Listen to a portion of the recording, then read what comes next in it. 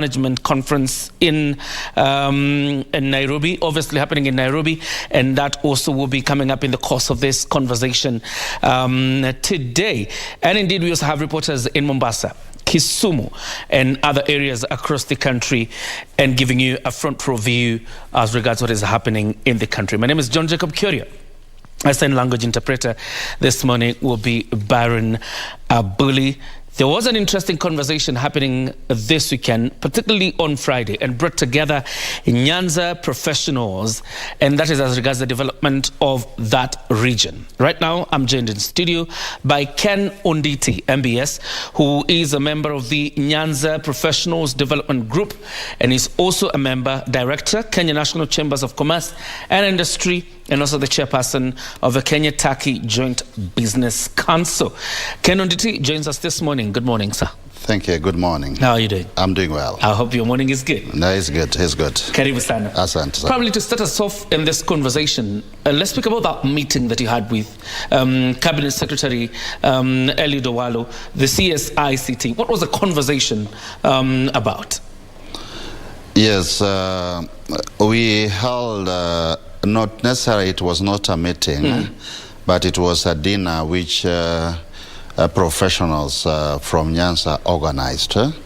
And this is not the first time we are organizing such a dinner. So we organized a dinner to come and talk on a round table what affects us as a region. And we saw it fit to invite Honorable Eliud Owalo, the CS for ICT, to come and grace the occasion and also to talk to us, because we now embrace him as one of our own in the cabinet. Yes. Quite an interesting one. Let's talk about particularly the development agenda, because you've spoken about the conversation of development Yes. in Nyanza region. Yes. What did you say are the three key priorities when it comes to development in that region?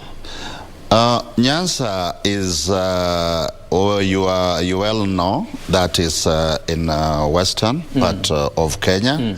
And Nyanza has got 6 counties. We have Kisii, we have Homa Bay, we have Migori, we have Nyamira, and we have Kisumu, and we have Siaya. So 6 counties. So not only from the Luo, but we have also people. Kuria are also in Migori. We have Kisii, part of Nyamira. Yeah, so you'll find that Nyanza also region is 12,400 kilometers square in area. And for the last 2 decades, the region has suffered collapse of formal sector and industrial activities. And when the collapse of formal sector happens and industrial activities, then there's massive unemployment. So those are one of the things which we would want as professionals to be addressed. And as professionals, we want to help and also assist our elected leaders to champion those. But the 3 major, you've asked me about 3 major development which would like to be implemented in the area. Is wide, but we'll narrow down to the 3 we've talked about. We have Bulu economy. Bulu economy, you know, it surrounds the lake. We have the lake, and you know that Lake Victoria is the second largest freshwater lake in the world, after Superior Lake in North America. And Kenya has just 6% of the share of Lake Victoria. And Uganda has 45% the share of Lake Victoria. And Tanzania is the largest with 49% share of Lake Victoria. But the 6% which we have, we can turn it around. The blue economy is very important. And this government of His Excellency President Ruto he has advocated for blue economy. You can see it is in their blueprint. And that is the first thing, because that is the first resource we have in Nyanza. We would want the hyacinth, which has invaded Lake Victoria, to be removed. And also the silted Kavirondo Gulf, to be dredged, so that it can open up to blue economy. Probably before you even continue, because you've talked about water hyacinth, I think there was a project by the previous administration of President Uhuru Kenyatta of digging out the water hyacinth from the lake. Probably as a professional from that area, you can tell us the status of the removal of the water hyacinth. Did it succeed, or what exactly do you want from government this time?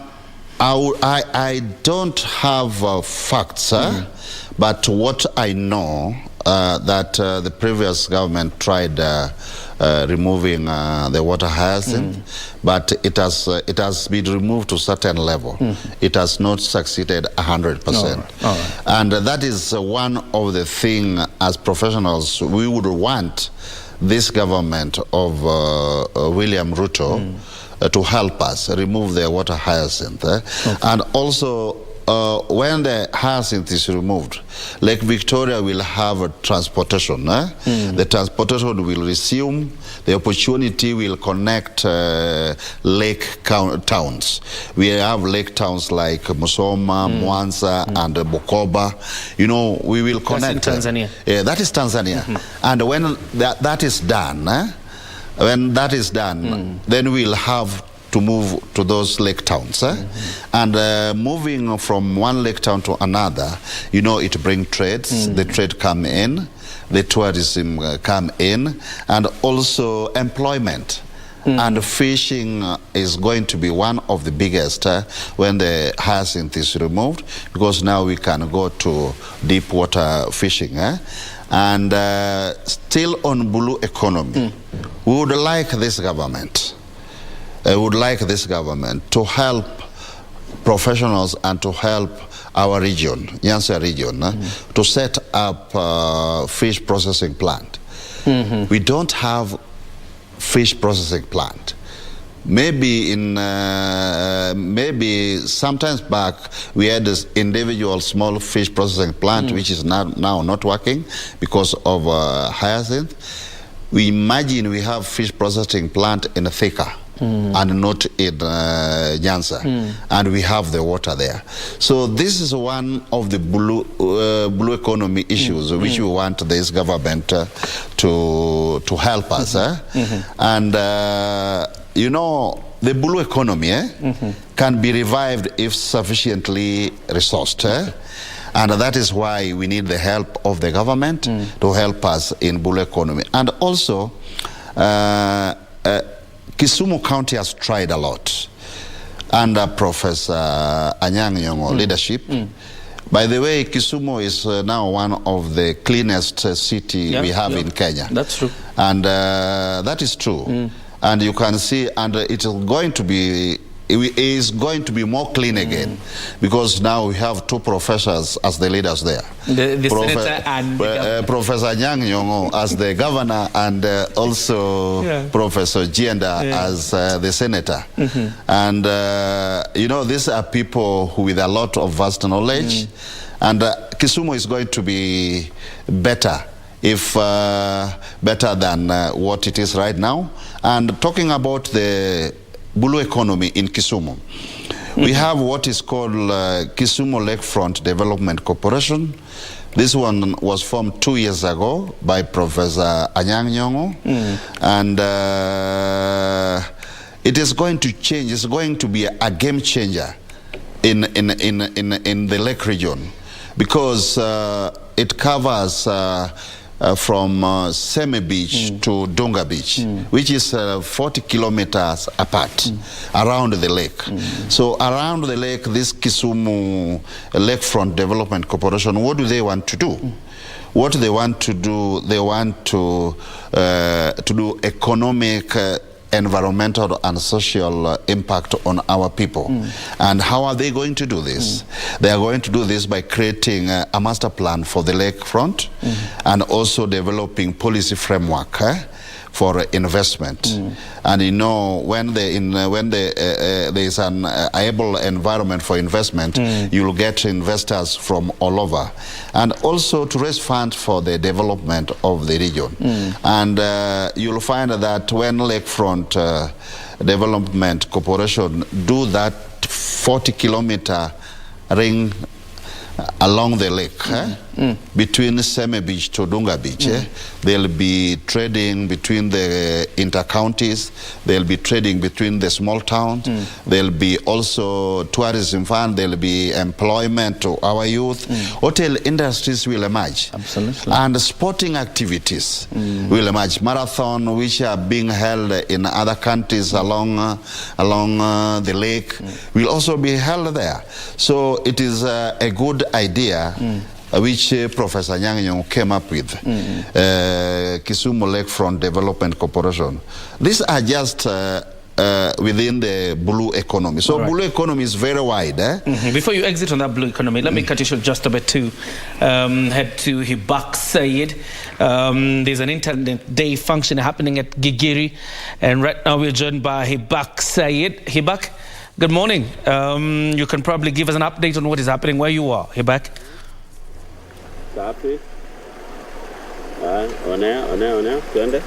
Thank you, JJ Kioria. We're coming to you live from the Friedrich Neumann Foundation, where Policy is currently celebrating World Safer Internet Day, especially for scribes. And with me, I have Irene from Policy. Irene, if you could just tell us, especially on the digital domain, we see a lot of internet users, or we see a lot of scribes going onto there and expanding their knowledge in that sense. Could you just tell us, what is this day for journalists?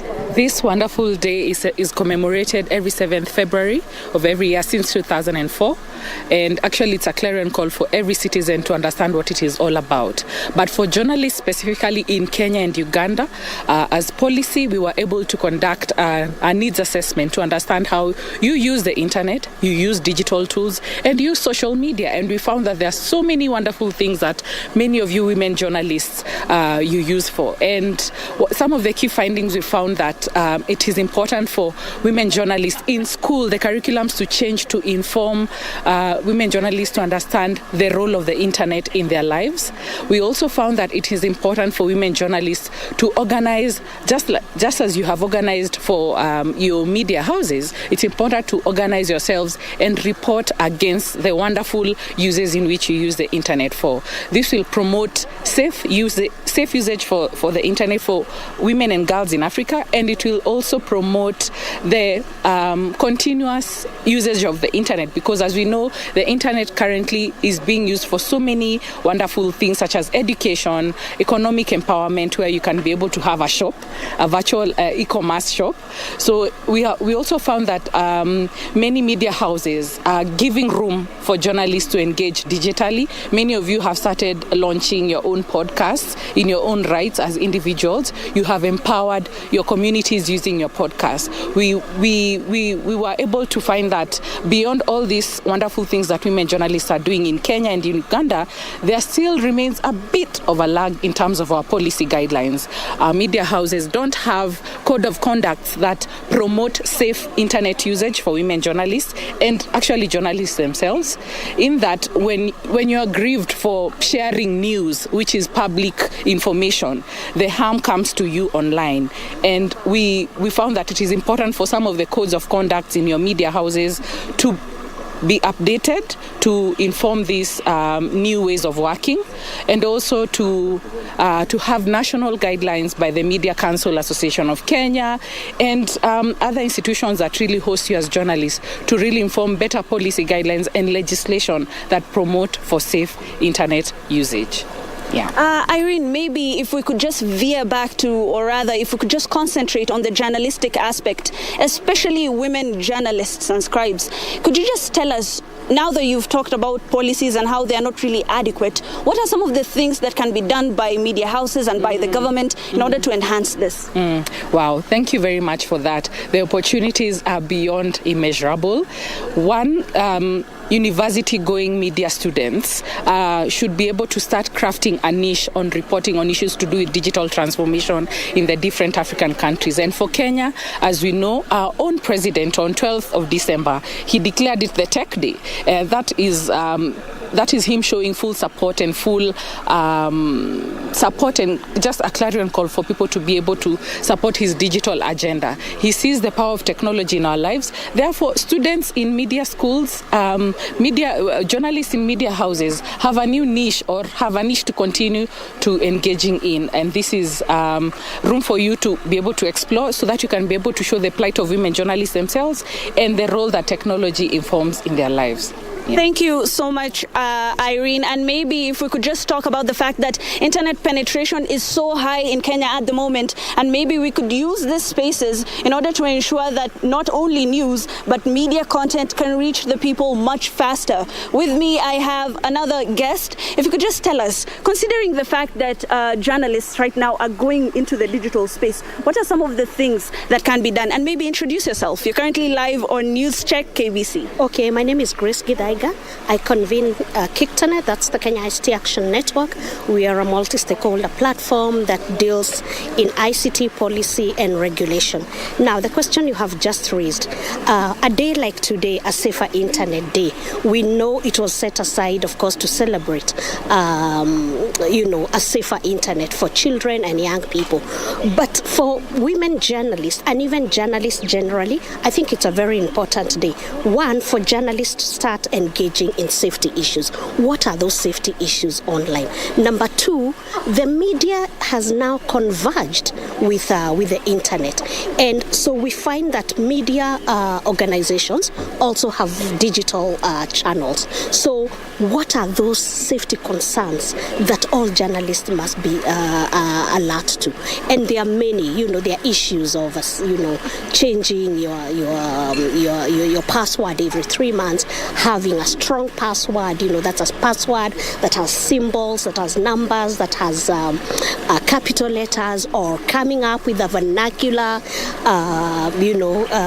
phrase that you don't forget. I keep saying, for example, where I come from, like if you use Madhagodhanyo to 2023, nobody will ever guess such a password. So there are those. And then there is the whole question of just cyber hygiene that journalists need to be cyber hygienic.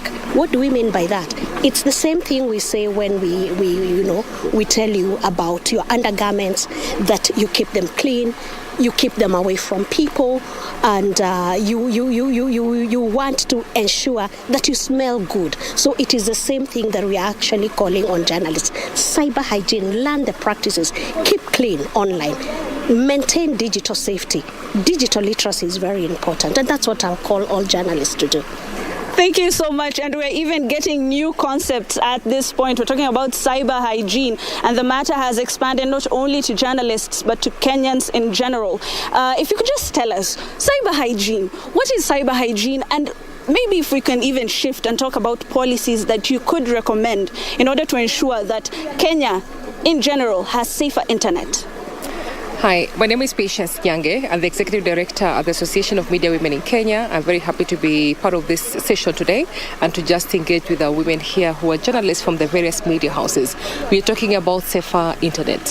What we're trying to do is really to try and understand that digital platform has come our way, and therefore how do we protect ourselves? It's a space that we can't run away from. It's a space that we're happy to engage with, but then how do we stay safe? So part of the conversation today is for us to really understand the conduct of ourselves online, the conduct of how you respond to insults, how you respond to abuse, how you respond to threats online. So, and I know women within journalism spaces, because all our work is online. All our work is out there. Most of the time we become victims of cyberbullying, trolling and threats. So one of the things that we're trying to do is to ensure that we have safe internet. We are discussing about the policies that can come in place that can, if someone has probably constantly been trolling you, how do you report? What are the mechanisms in place? What are some of the authorities within our laws that can easily, take your case and make sure that many people really feel safe online? Women, specifically women in media, women in politics and leadership, are women always who really claim that their spaces is always threatened because there are a number of cyberbullying there are cases of cyberbullying that happen. So we want to ensure that our authorities or we have policies that can be implemented to protect women, journalists to protect women within this space, and the Kenyans, all users of internet. So part of those is cybercrime policies that are already in place. We just want to ensure that they are implemented and people can really learn. Part of the things that we want to do is also to ensure that there is a training to see that people understand how they can keep themselves safe online. The other thing that we also want to see is to try and ensure that we have civic education for people understanding that this is how you use digital space. It gives you a good platform for engagement, but even as you do that, let's be kind to each other. That's what we're calling for. Thank you so much, Patience. That is Patience from the Association of Media Women in Kenya, calling, or rather ensuring, or rather speaking about the fact that we need safer internet spaces, not only for women, but for women journalists, and maybe even more cyber security laws in place in order to ensure that we have safe spaces. That is, or rather, back to you in studio, JJ. Thank you very much, Hibak Said in Gigiri, obviously talking about internet safety and particularly for women journalists. Back to the conversation in studio, we are speaking to Ken Onditi. He is a member of the Nyanza Professionals Development Group and also director at the Kenya National Chambers of Commerce and Industry. And I think probably before we went to Gigiri, you were talking about the blue economy, yes, and the potential it holds for the people of Nyanza. Yes, if I may wind on the blue economy, the biggest opportunity for the area is not water in the lake, but the missed opportunity of not using this water, the rivers which are flowing to the lake, because we need to use these rivers for irrigation. That is the biggest missed opportunity, because we have rivers like Yala, we have rivers like Nyando, we have rivers like Nzoia, Sondu, and Miriu. These rivers need to be used before they get into the lake by doing irrigation. So as professionals, these are the things which we advocate. When we met the CS on Friday, this conversation was among the conversation which we want him to, or the things we want him to implement. Yeah, because our rivers, we don't use them for irrigation. And they are better used for irrigation before they flow into the lake. So that is the Yet biggest... some of these rivers even flood. Flood. Like River Nyando and the rest. So we need to have on board professionals. Even if we have elected leaders, we don't want to take the space for elected leaders, but we want to help them achieve their vision. And that's why we've embraced our CS Eliud Owalo, and he has also embraced us. You know that Nyanza, quite a large percentage is in opposition, going by the last voting pattern. So, but we need to have somebody who can also talk to the government, and we've embraced our CS Owalo, and we believe it got what it takes to do that, because is well knowledgeable person in areas of management, planning, and is a strategist also, by the way. So we have still, if I may wind up on a blue economy, we have like Kenya breweries. You know, Kenya breweries, they can come, and I think they have started growing of sorghum in the region. And how do our people benefit? with this Kenya Buhari's being there? Is it really benefiting our people? Our leaders must check on this. Are they just coming, minting money and going away with it? Or is this money put into some social responsibility areas? So as professionals, we are well concerned and we are very much concerned. Other area which we may want our leaders. And also actually, before you move to the other area, just a quick follow-up on the blue economy bit, because fisheries is one of the biggest earnings for the people of Nyanza. Yes. But there's an aspect of exploitation. Yes. Just around the lake. Yes. When the fisherman comes out from the lake with his fish, there's an aspect of exploitation, so much so that even the distributors want to come or the buyers want to come just by the lake, and even the prices they want to buy the fish with are some quite outrageous prices. So there's that aspect of exploitation, and then there's the aspect of exploitation from our neighbors in Uganda, particularly around Migingo. As professionals from Nyanza region, what are you doing about those two things? Yeah, it is so sad, John, that we have the lake and we don't see much benefit of it. It is so sad, and as professionals, we cannot sit back as business as usual when we are seeing this is happening. Decade come, decade go, decade come, decade go. Since independence is over 60 years. Is there any change? We want this change to start, and starting can start from anywhere. And we would like us to be associated with that beginning. What you are saying, you are right. Last December, I was home. I drove out to Mbita, where I'm buying the fish from the lake.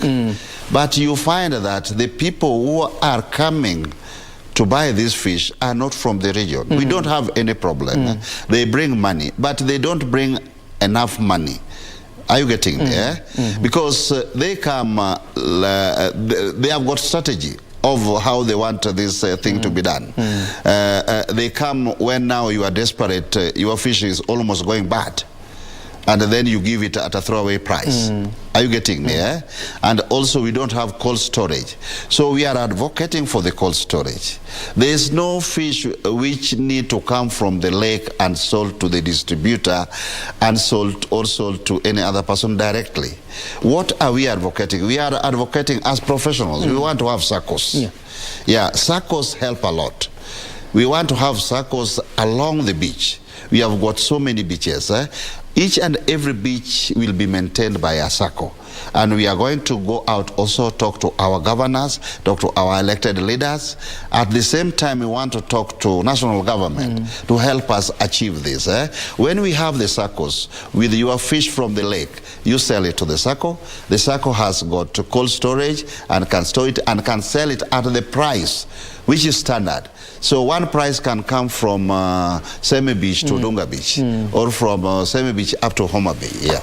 So that's what we want. Not exploitation, because if we are selling fish individually to any other person, we are not benefiting. Yes, and people exploit us a lot because they come and buy this fish at a throwaway price. So we would want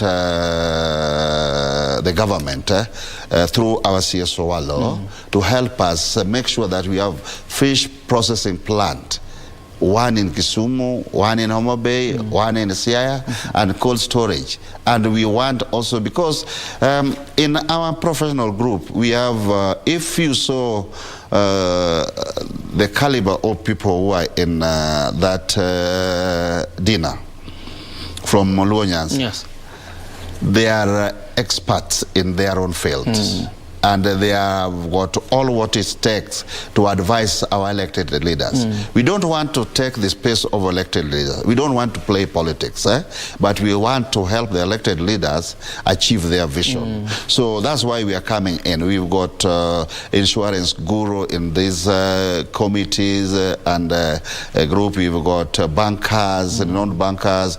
We've got also finance people. We've got all sorts of professionals. We have got engineers, we got contractors like me, and that's why we are advocating for bull economy, and we would want the government to listen to us.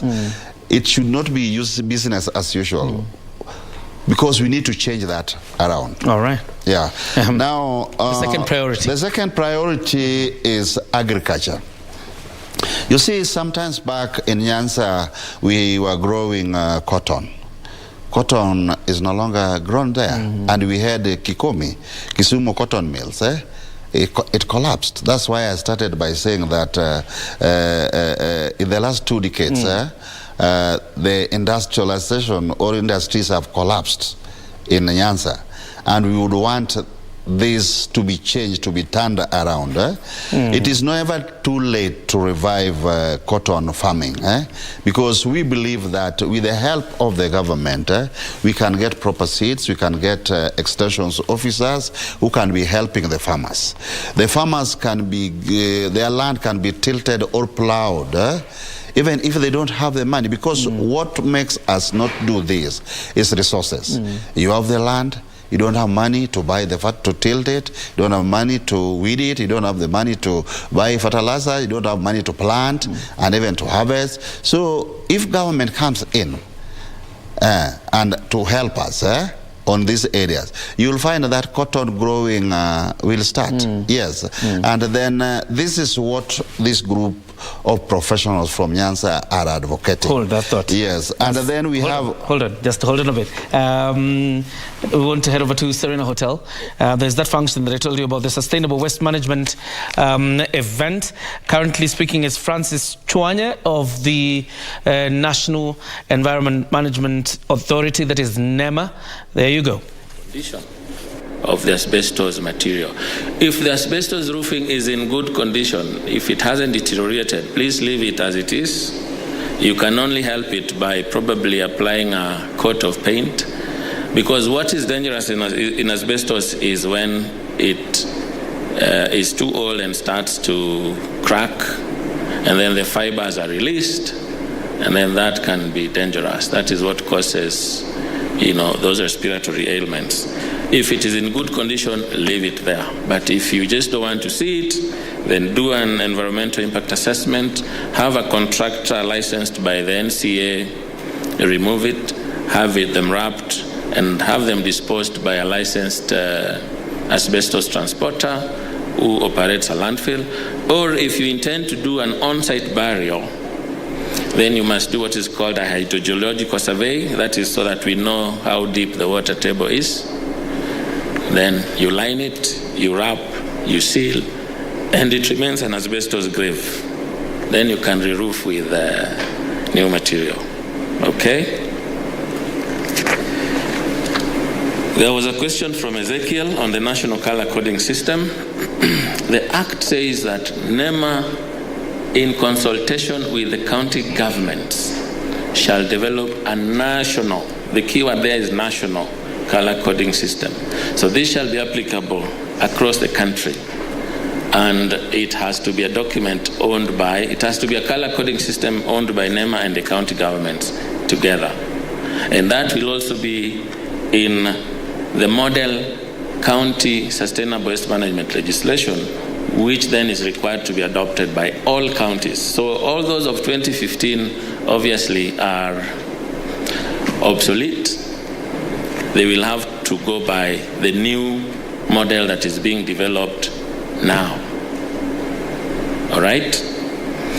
The requirement for material recovery facilities, this is entrenched in the Act.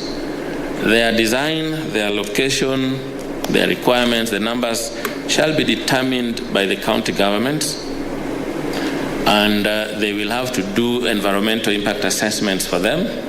Remember, a material recovery facility sounds very sweet until it is located next to where you live. And remember, you'll be handling organic waste as well. And you've just heard that when they're being brought in there, they smell. So if it is brought near you and they're still smelling, of course, you will be exposed to the impact, and you wouldn't like that. That's why an EIA, environmental impact assessment, has to be conducted for each one of them, and the neighbors have to agree that this is good to set up here. Otherwise, they'll be in locations where they pose the least impacts to the residents. And there's a requirement that they'll only receive sorted waste. Some of them can be in areas where even a composting facility will be there to handle the organic components. So that is how it is. And there will be special regulations according to the Act, specifically on MRFs.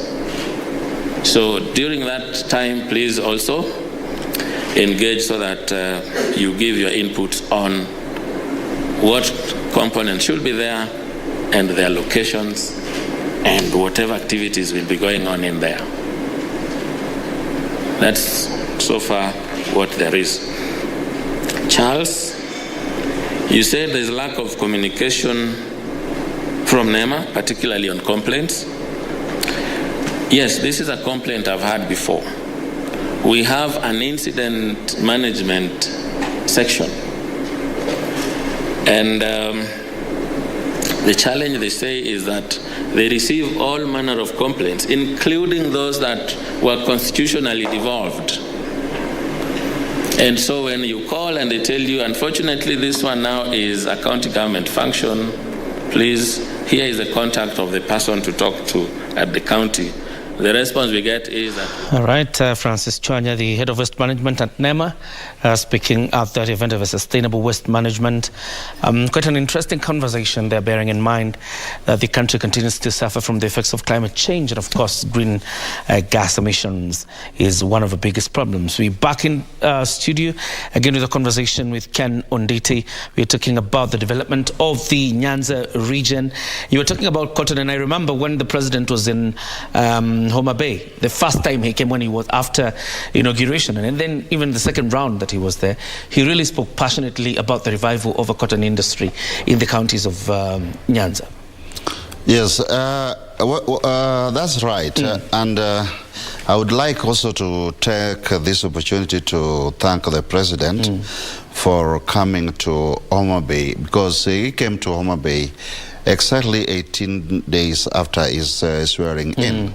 So that one showed us that he has a lot of interest in Homa Bay. And also, personally, I come from Homa Bay, and we are very happy. He promised that, and these are the things now we want as professionals from Nyanza.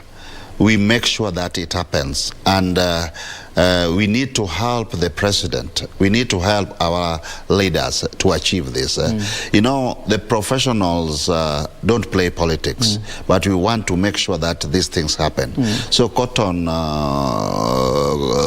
need to be revived in Nyanza, because many of our brothers and sisters went to school. Their school fees were paid through cotton.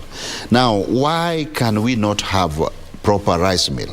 We know that we have a Hero rice mill. If you are in the shelf of these supermarkets all over Kenya, you find the rice mwea. Even in Kisumu, we find mwea.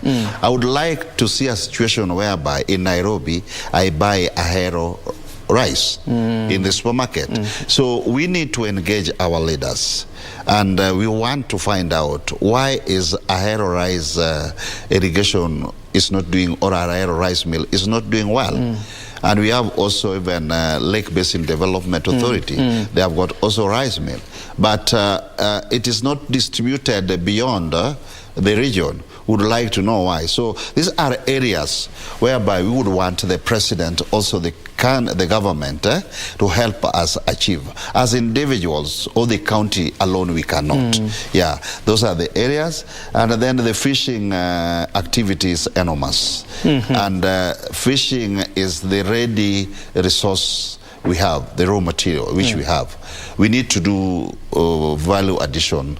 We don't want our fish to come from Kisumu all the way to Nairobi. We need a value addition.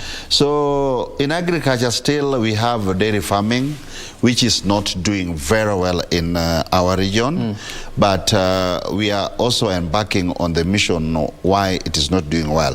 Yet we've got top agriculturalists, people who are trained in farming and in dairy, who are working with the USAID, UN and all that. We want to find out why dairy farming, why can it not do better? Because we are just next to Kisii. Our climate, like Homa Bay, is just next to Kisii. Our climate is favorable there. So dairy farming is something whereby we want to also to encourage our people to venture into, and we want to educate them in those areas, and we will do so by also working with our elected leaders and the government. So, and when there's dairy farming, we can also open up animal feeds. You know that, and when we have was also farming, we can also often maize meal feed. Like, I'm very happy with Homa Bay County, Homa Bay County where I come from. Governor Wanga has just completed Arroyo animal feeds. Yes, and now we will be manufacturing feeds for animal there, and it will create employment. It will also earn revenue. Kenya will also get their taxes. Also, maize milling factory. Yeah, which has also been complete. You know that in Homa Bay now we have a factory, however small, but it needs to be expanded. But this factory, like the ones I've mentioned, which are in Homa Bay, we want them to be in Siaya, we want them to be in Migori, we want them to be in other parts of the region. Now, those I've mentioned two areas, blue economy and agriculture. Now, the third one, which is also very important, is infrastructure. This government need to give priority to the improvement of infrastructure. We have various infrastructure which we want. Roads, we have like Ahero-Hispania Road, which has already been done. I think they are completing some parts. But apart from that, we would want, you know, that is now national government. We would want national government to give us feeder roads, which are emerging from the main roads. And the feeder roads will connect towns and will connect centers. When it connects centers, then trade is there, then connectivity is there. So it solves a lot of problems. We have also Kisumu-Kakamega Road, which we are asking the government, and we would want to hold also discussion with the government on this to be completed and the feeder road around it. Most important, since we talk of blue economy, we have what is called Ring Road. Ring Road is a road which is connecting 3 countries and extending to 5 countries. Ring Road is 450 kilometers around the lake. Tanzania is there, Uganda is there, Burundi and Rwanda is there. Around 450 kilometers. I think Tanzania and Uganda has done their bit. Kenya, we've not done our bit. So as professionals, we can't sit back and say that our elected leaders are the only people who can advocate for development in the region. Yeah, that is one of the reasons why we invited the CS for ICT, Honorable Eliud Owalo, to listen to us. Because if we don't talk about these things, nobody will know. And then that ring road, we are asking the president and we are asking the government to help do it. And when it is done, the ring road on Kenya side, I'm telling you, tourism will go up, the value of the land there will go up, industry like hotels will emerge, hospitals will come. So, and then definitely border posts will be created. When border posts are created, the Kenyan government earns revenue, and people also get employed all over the Kenya. So the infrastructure is very, very important. And because you find that ring road, it runs from, on Kenya side, it runs from Bumala in Busia, which is bordering Uganda, and it goes up to Muhuru Bay, in Migori, which is bordering Tanzania. So you can see the connectivity. Yeah. So, and agriculture will be hyped and everything. Actually, when the network is there, then everything is okay. Yes. It's a complete open up of the entire region. Complete open up. And then also still on infrastructure, we have lake transport. When the hyacinth has been removed also, we need to have, like right now we have water bus, which is a private entity property. But we would like the government of Kenya to chip in on the lake transport. We are happy that the president announced and President Ruto announced is coming to open Uhuru MV in May, which is very important for us. And those are the things which we want. And we are also advocating for investors to come and invest in the lake. That's the whole reason why these professionals have come together. And we are embracing this, yes, to advocate this for us through the government. Okay. All right, as you talk about, embracing the cabinet secretary, and you rightly pointed out that probably 70% of that region belongs, or rather voted for the opposition, or are in opposition. But you have the leader of that region, Raila Odinga, a national leader for that matter, saying he does not recognize the President Ruto's administration and any other official under President Dr. William Ruto. That's a tightrope. As professionals, what do you think of that statement? First of all, let me start by saying I'm not a politician. Yeah. And the professional group where we are not politicians. So, and we don't want to rub politicians wrongly. But what you are saying, the stand which Baba has taken of non-recognition of the President Ruto's government, this is what I would like to say as a professional. Election is now behind us, and we have to wait for the next 4 years, 7 months to do another election. That is a fact. Yeah, so, and we have a president who was duly sworn in the name of His Excellency Dr. William Samoei Ruto. He is the president of the whole country, not only Nyanza region. Yes, and he has categorically said, if you listen to President very well, he has categorically said that he's not going to isolate any part of the country in the name of politics. And he has not said it once. And the demonstration, as you've seen, after 18 days after swearing in, where did he land? In Homa Bay. In Homa Bay. Next. And Homa Bay, when he came with the development agenda. 1, affordable housing has been started. 2, he has given some money for the pier to be done. 3, the fish market next there, he has given some money for it to be done.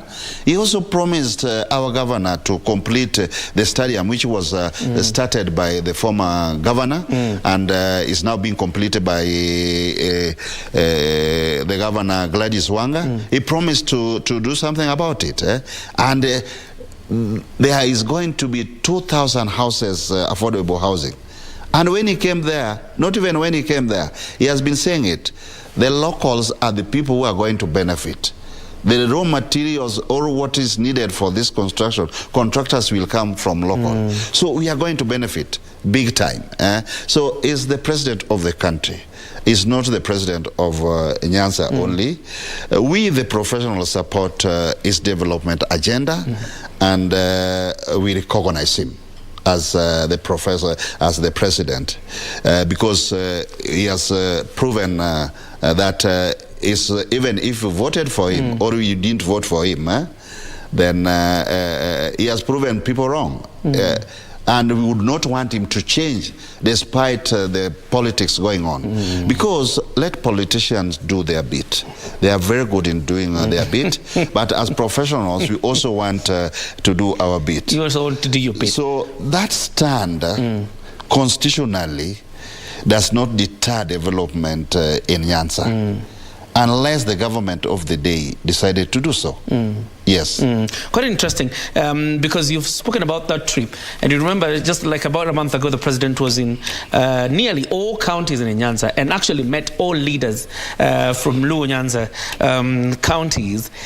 And I'm wondering about the amount of development negotiated by probably Governor James Orengo for Siaya, Gladys Wanga for Homa Bay, Ochilo Ayaku for Migori, Anyang' Nyong'o for Kisumu. If such a stance is there, I mean, what would your advice be to the leaders from this region who want to spur development in their areas while at the same time risking isolation from the ground? I would tell you that we are maturing day by day politically. And you find that the election which just happened is not the same as the other time, because you can see that there was less chaos, and there was a lot. There was I mean, the chaos didn't erupt. So we are maturing politically. So politics is always there. And when politics is there, development is always there. So it is either you choose to play politics or you do development.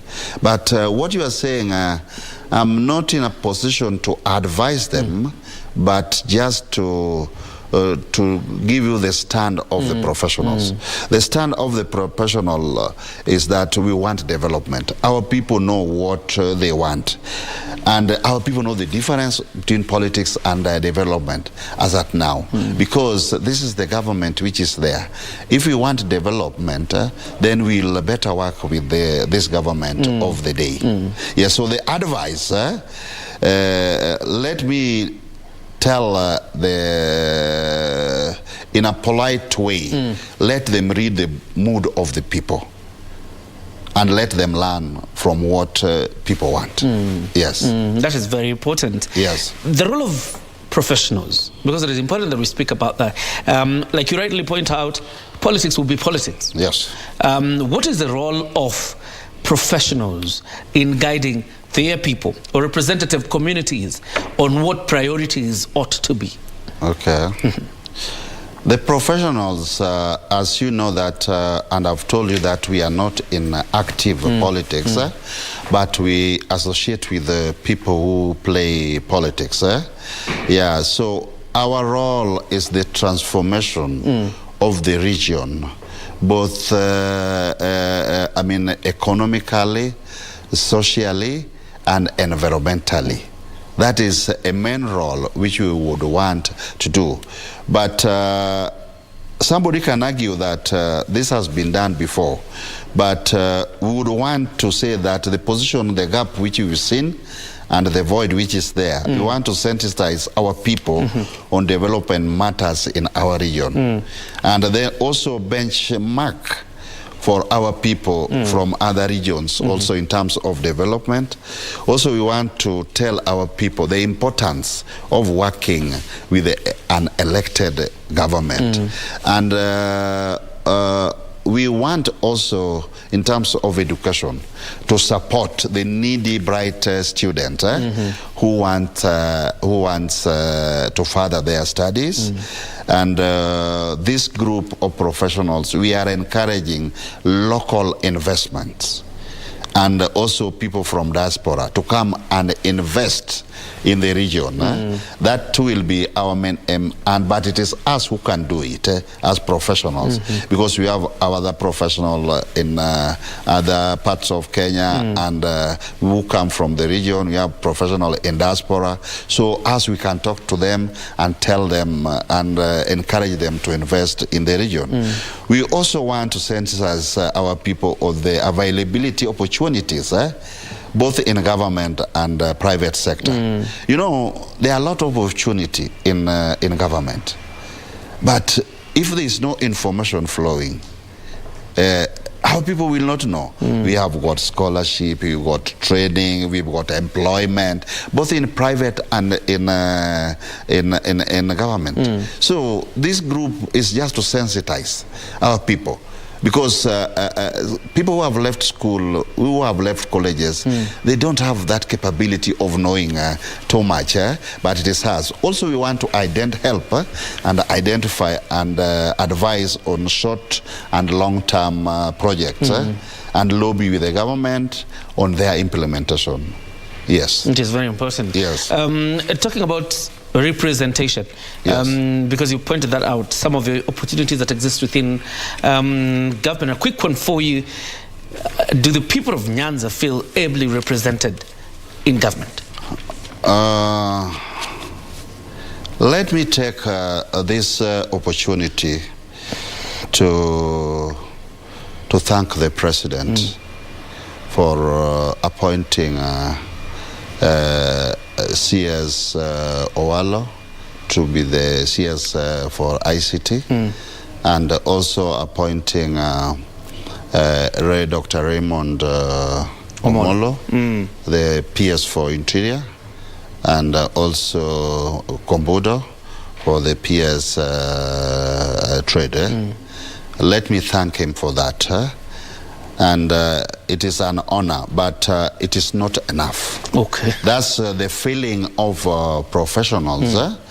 And I can tell you, when the President, when he came to the Thanksgiving ceremony for the CS Owalo, I was present there, and he said that he knows that we still need more appointment in the government, the region, and he promised to do so. So I would want to thank him in advance for that promise. Yeah, and we believe and hope that he's still going to bring people, because we have like the professionals who met this years. They are experts in their own areas, in their own field. So these are people who can also advise the government and as well advise our counties. Yeah, so I believe he's going to do something about it. Yes. As we wrap up, I'm sure you saw CS Eliud Owalo distributing food relief to hunger-stricken residents of parts of Nyanza. And there was that accusation of he's doing politics. And probably trying to undercut the regional kingpin. Question is, you two as a professional group risk running into this accusation of, playing politics? How do you ward off these accusations?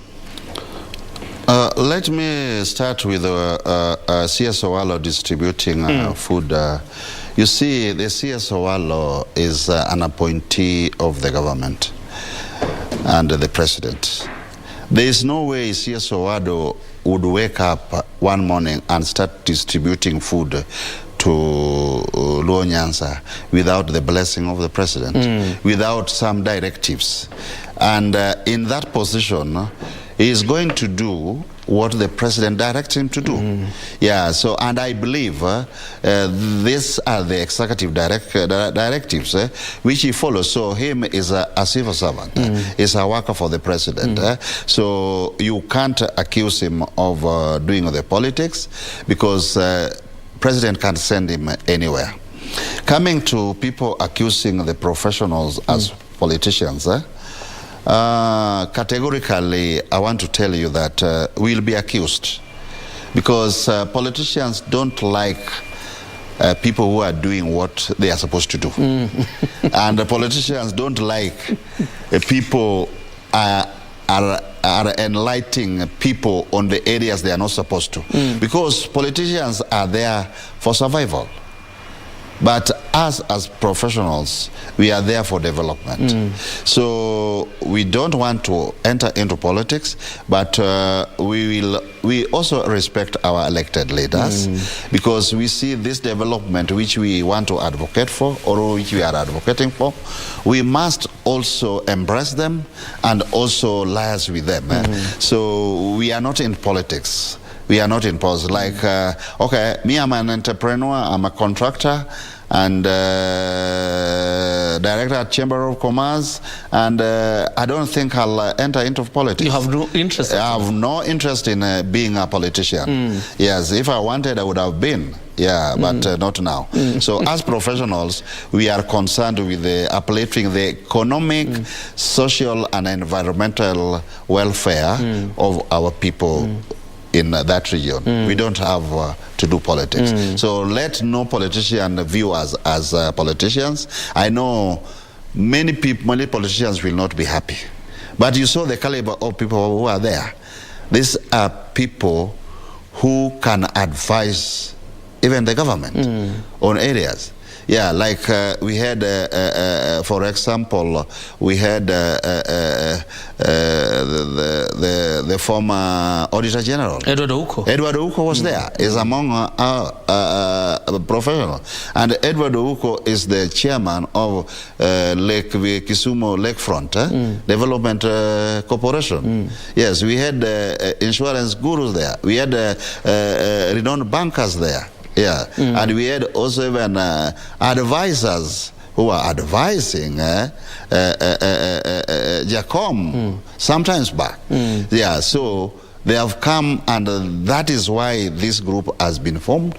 We don't want it to be used in business as usual when it comes to development. We want to engage the government. We want to engage our elected leaders. We want also to embrace the people who have been appointed by President Ruto to further the development agenda in our region. A quick one before we wrap up, because you talk about engaging elected leaders, and some of the development priorities you're talking about that you want initiated by government from that region obviously will require some legal framework, and that means then going to Parliament. How are you engaging members of Parliament, particularly from that region, to carry on their shoulders this agenda and prioritize them?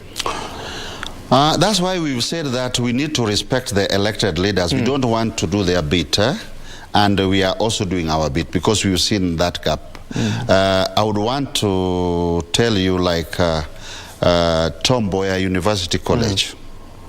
Tom Mboya now it is Tom Mboya University. Yes. Yeah.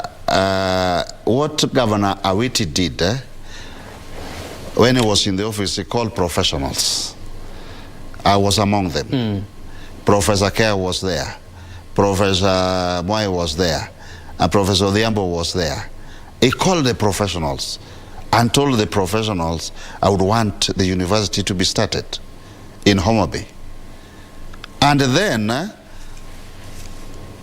we had to involve the politicians at a later date. But even if we did involve them, some of them resisted. Resisted the idea? Yeah, they resisted the idea. Okay. Yeah, they resisted the idea. So not all ideas from professionals will be welcomed by the politicians, no. But eventually, we had Tom Mboya University College. And now it was given charter just the other day. Yes, and this one came as a result of professionals who are on board, brought by Governor Awiti. Yeah, so professionals can turn around things, but in liaison with the elected leaders. So we are not going to ignore them. Yeah, we are not going to ignore them. We are not going to ignore them. Yes. Thank you very much for your time, Ken Onditi. Probably can give you a moment on that camera to do your final remarks, and then we put a cap on it. Yes, that one. Go ahead. Yes, thank you for inviting me to come and share with you what professionals from Nyanza think, and what you need to know, or what our people from the region know. We've stepped up as professionals who would want to assist our elected leaders, and we would also want to assist the people the President Ruto have appointed to further the development agenda for the region. Let us come all together, and together we can win. Let us not be divided. As professionals, we are not politicians, and will not engage in politics. That is one rule which we put for you to join as a professional in this group. We are going to help all our counties, the 4 counties, to get development, and that is our main aim. All right. Yes. Thank you very much. Ken Onditi, MBS, a member of the Nyanza Professionals Development Group, the Director, Kenya National Chamber of Commerce and Industry, and also Chairman of the Kenya Turkey Joint Business Council. We're speaking about development in Nyanza region. Of course, you know the political tensions ongoing, but indeed saying that is to be ignored, because at the end of the day, the people of Nyanza need development. That is what they will be championing inside President Ruto's government through the ICT Cabinet Secretary, that is Eliud Owalo. Once more, thank you very much for joining us. Welcome. And have yourself a fantastic day. Of course, in the second hour of News Check, we'll be looking at education matters, and we'll be focusing on the transition from primary school to secondary school. Yesterday was the reporting date for Form 1s. Let's just look at some of the emerging trends and challenges therein and talk about them with educationists and experts in the education sector. Don't go too far. We're taking a breather. Coming back in a minute.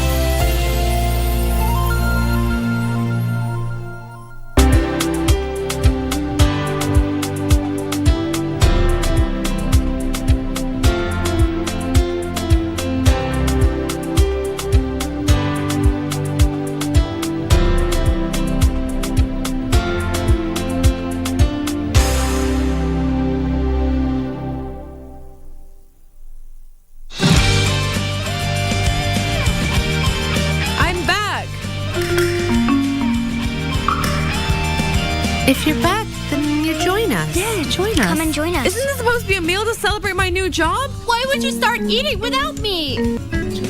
Thank you for taking care of me. When I come back, let me take care of you. I hope we'll be friends for life. Neither of us could have thought this is how we would meet again. My family loves you so much. This must be what you want. You can have them, really. Make a wish. A wish? That's what we used to do. Make a wish before you blow it away. Have you forgotten this too?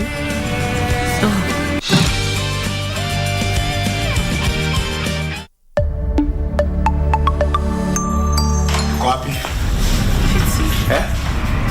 Where is she? She's not here. Sit down. Toka nje kabla nipige risasi huku kwa ubabini. Uko hapa nje? Ni mimi na Zolani.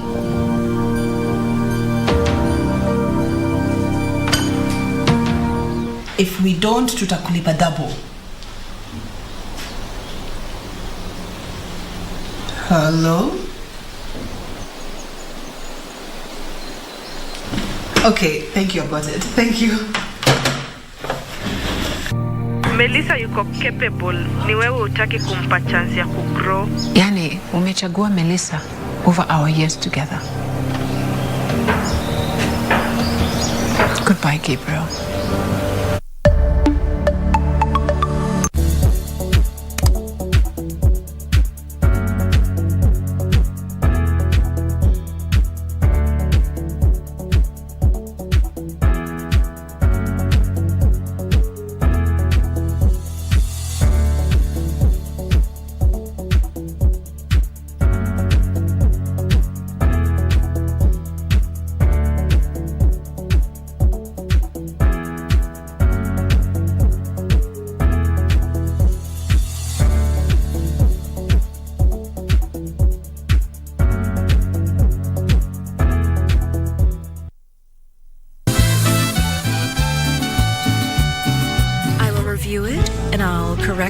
I'll send it back by mail, all right? It has to be printed, but I won't be in the laboratory. So where do you want me to bring it then? Well, you could bring it to my house. Rodrigo, considering the circumstances, I don't think that's appropriate. You can just leave it and then go.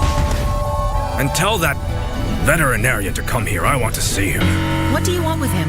Nothing that has to do with you, my dear. I just want him to examine the animals that I bought. Sweetie, where are you going? To the fields. Ruben! Go with Amparo. Frankly, I can go by myself, Daddy. Nobody needs to come with me. Go on, just go with her. That woman came here to tell my father everything that Rodrigo Irazabal was thinking. Nanny, they're preparing to sue Dad about the land. My goodness, not again. You and I, buddy. It's time for us to resolve our unfinished business.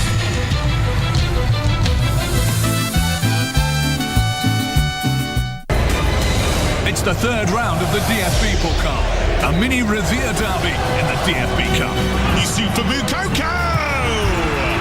Lozier's in there and scores. This is an old-school raw pot battle. 5-time winners against 2-time finalists. Fantastic save from Gregor Kobel.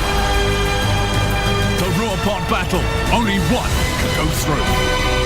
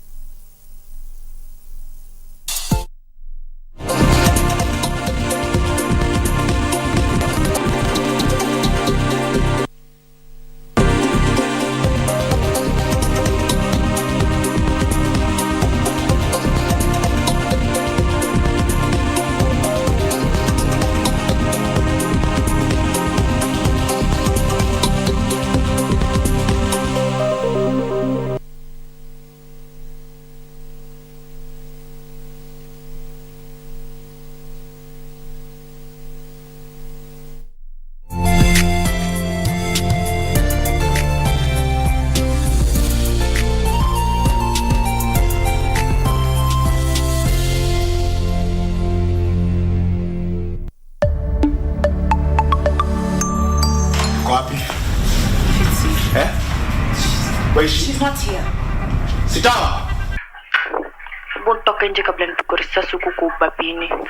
Uko hapa nje? Ni mimi na Zolani.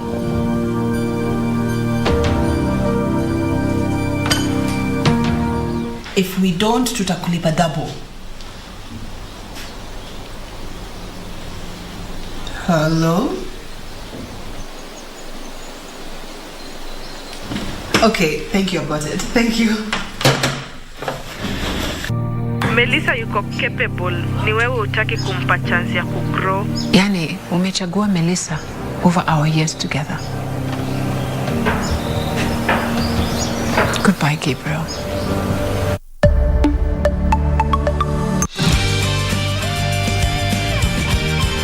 I'm back. If you're back, then you join us. Yeah, join us. Come and join us. Isn't this supposed to be a meal to celebrate my new job? Why would you start eating without me? Thank you for taking care of me. When I come back, let me take care of you. I hope we'll be friends for life. Neither of us could have thought this is how we would meet again.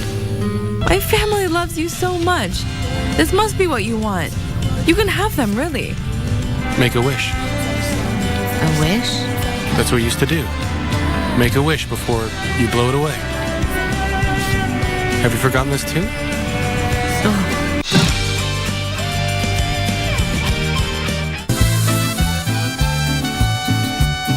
I can say that at least in appearance, Olegario Montoya is the legal owner of Las Bandidas Ranch. And if I'm interested in a man, I'll go straight to him and that's it. What you should be interested in is your husband. Take care of your marriage. That is my advice to you. Because it would be very unpleasant if your husband found out the things his wife does. What? Are you going to tell him? Olegario would never believe someone like you. I hope that I would never have to do that. Oh, I also had to buy lipstick because I used the one I just bought last week, and guess what? It's all gone. I had no choice but to use my lipstick to write down my shopping list because I didn't have a pencil at hand. Alonso? What is this all about? Thank you, my love. Emma.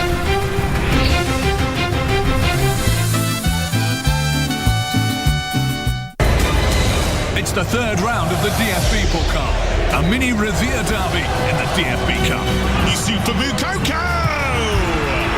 Lozier is in there and scores. This is an old-school raw pot battle. 5-time winners against 2-time finalists. Fantastic save from Gregor Kobel. The raw pot battle, only one can go through. You're floating in the river, don't drown. You about to make my love come down. See all the little good things you do, they make me no. I guess that's time for me to give up. Oh, them words, kiss by the sun. Love to love ya. In a Rastaman party. Chalice Philly in a Rastaman party. Knock, heaven door, boy. Me give them where them want, yes, me give them. Me give them where them want, yes, me give them. Commanding wife, she wants to destroy my life. Oh, my commanding wife, she wants to destroy my life.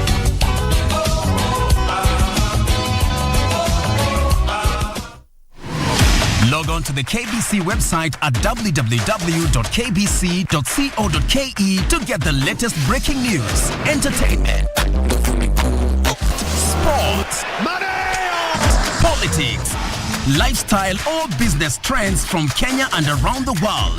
Never miss new episodes from your favorite TV shows, reruns and movies. Just stream online or watch live on your YouTube channel at KBC Channel 1 TV shows. For the day's biggest stories, trustworthy news and family entertainment, log on to KBC Channel 1. Watch what you want anytime, anywhere.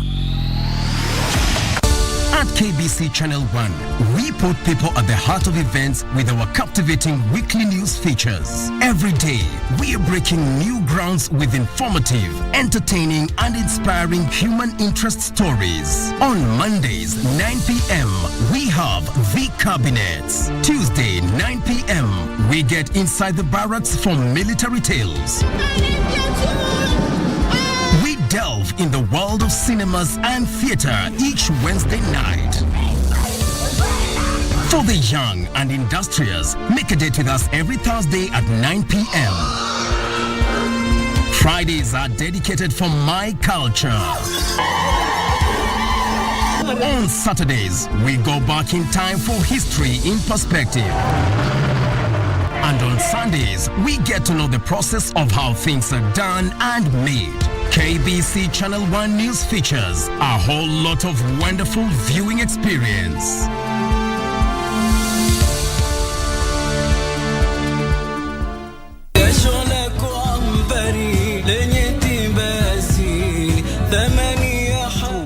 Hawezi kuamka pale alipo, amefungiwa damu, amefungiwa maji, anahitaji kwa uangalizi wa daktari na manasi kila baada ya saa, kila baada ya nusu saa, kila baada ya masaa mawili. Lakini ukimuuliza unaendeleaje, anakuambia niko afadhali, nashukuru.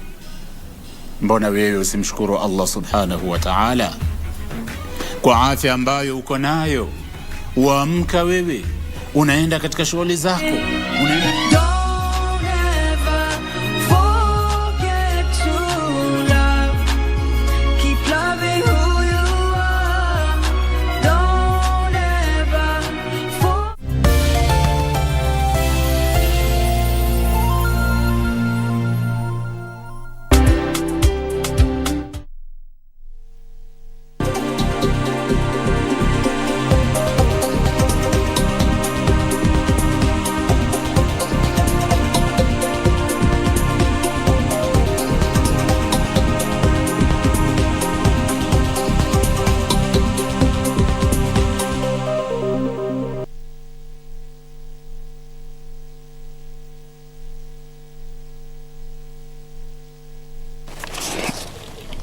All right, time for us to get into a second conversation of the day, and we're talking about the Form 1 transition. In studio, I have Frederick Mwingi, who is an educationist. I also have Mutheu Kasanga. She's the Education Sector Board Member for the Kenya Private Sector Alliance, a board member at the East Africa Science and Technology Commission, a board member of the Kenya Education Management Institute, and a director at Lukenya School. I also have Kevin Timiza. He's a motivational speaker. Then tells me recently he was appointed an ambassador. So he's a non-voy. He's a motivational speaker. And we'll be talking a bit about that.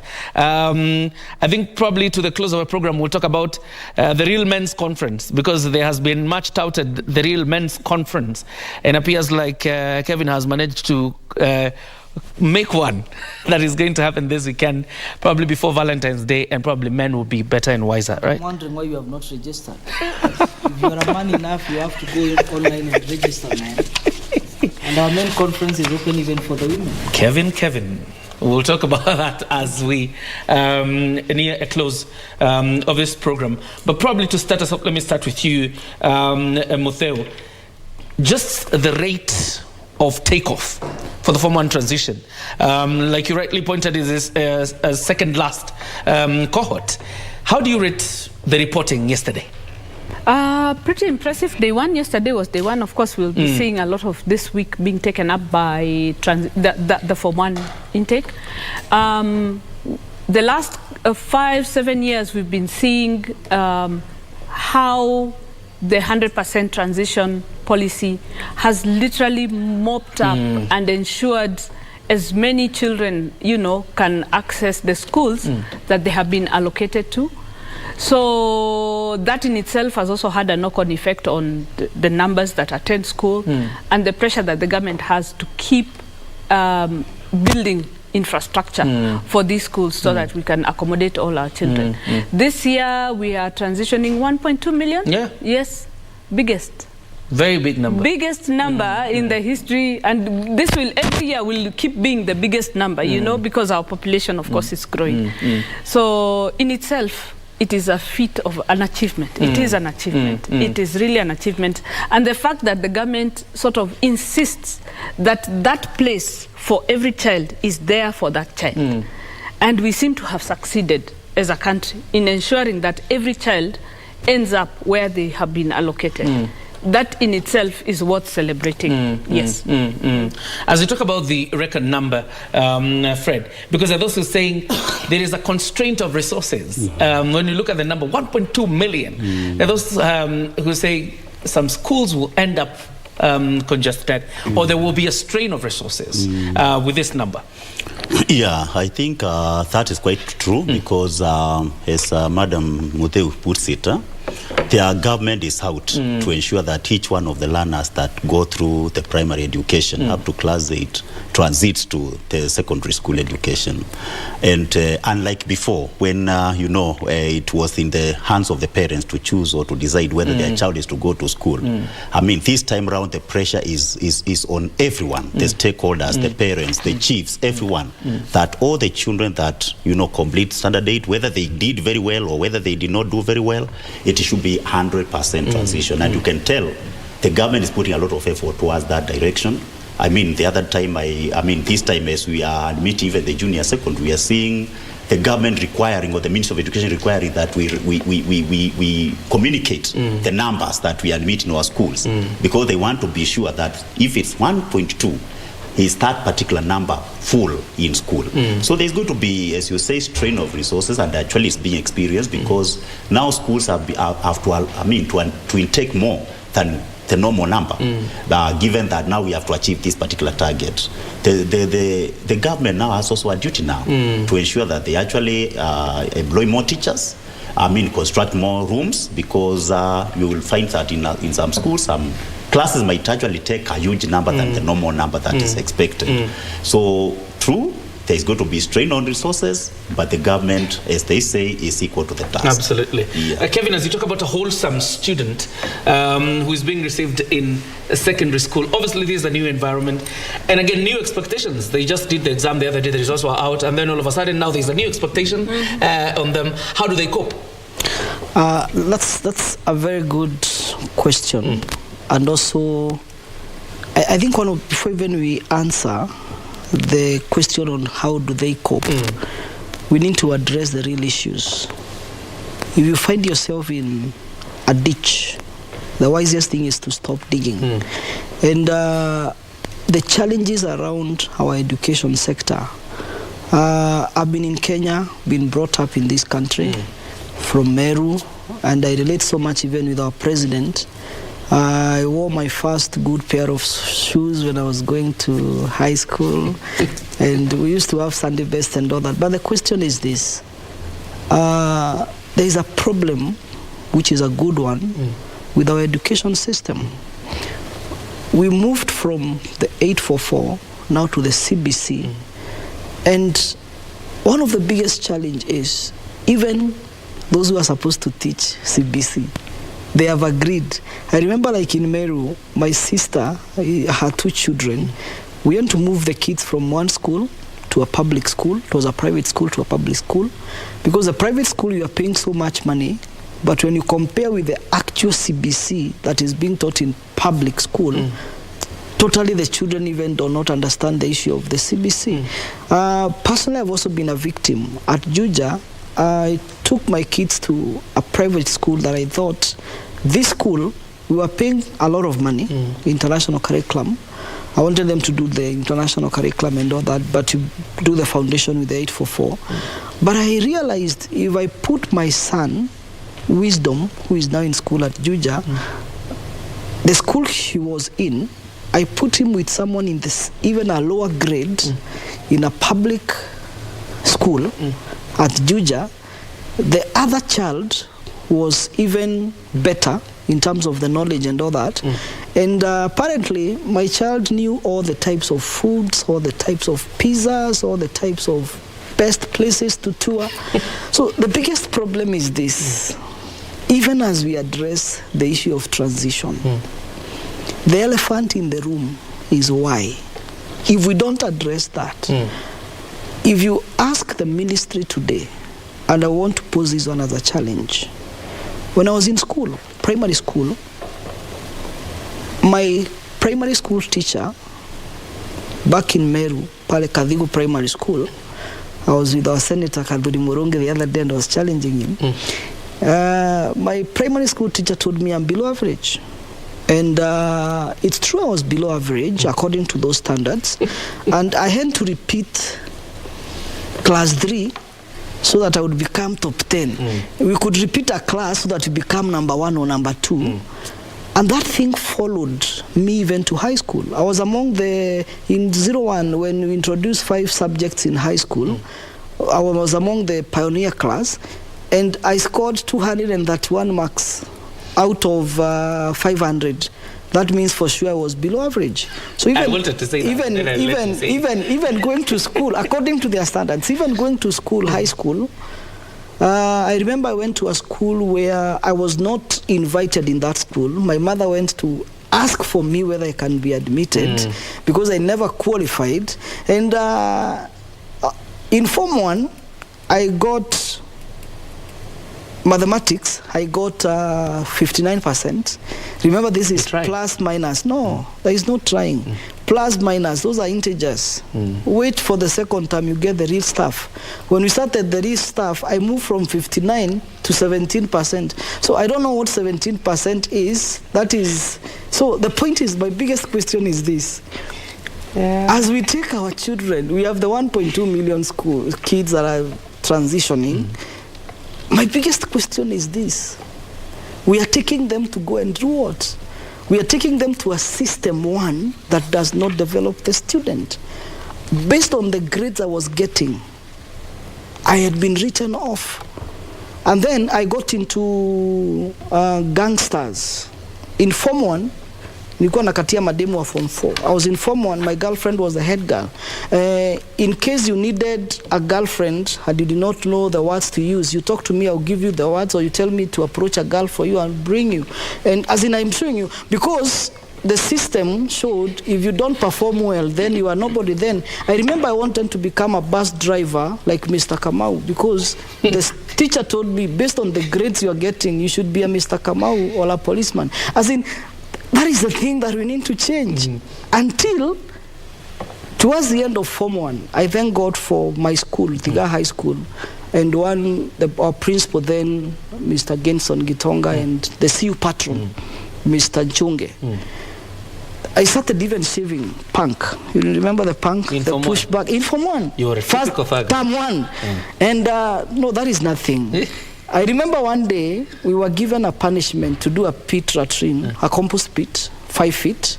I'm in Form 1. And then we showed the teacher there is nothing you are saying us to do. Instead of 5 feet, we did 10 to show him.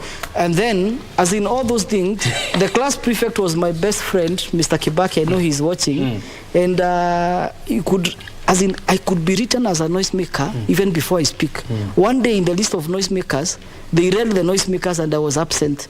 Because, and we were best of friends, I could go, I take the book of the noisemakers, I throw it in the toilet, and when we come back to classroom, I'm the one to assist the prefect. As in, you see all that. But where do we change? All right. That is the biggest question. We are taking 1.2 million kids to break them.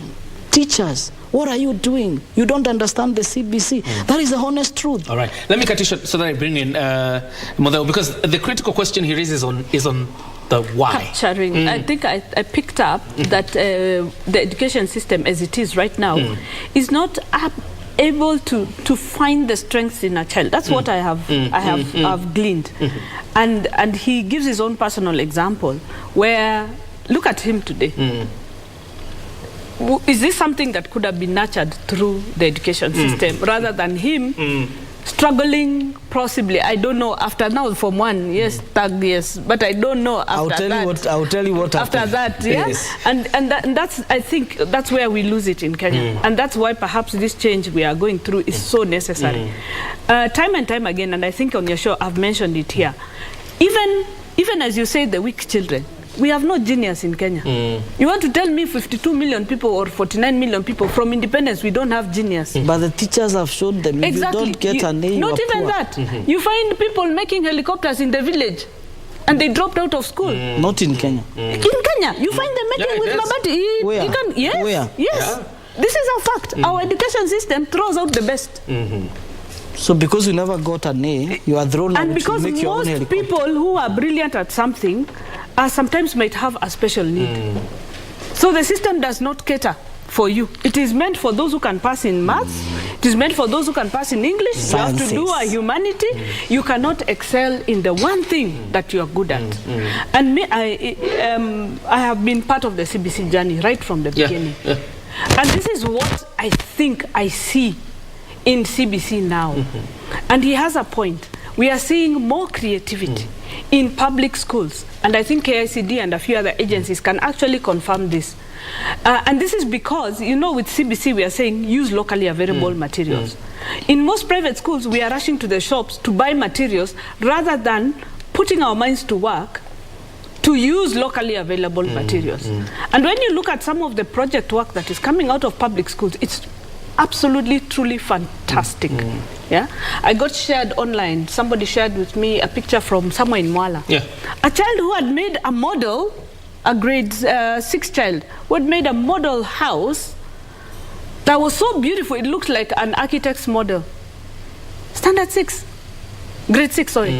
And I think this is some of the creativity that is now emerging in CBC, and we are finding it in the most unlikely places and celebrating it. Because you see, with CBC, we are documenting. In fact, teachers complain that the documentation of CBC. But because of that documentation, we are able to see the brilliance across the board in some of the most unlikely places.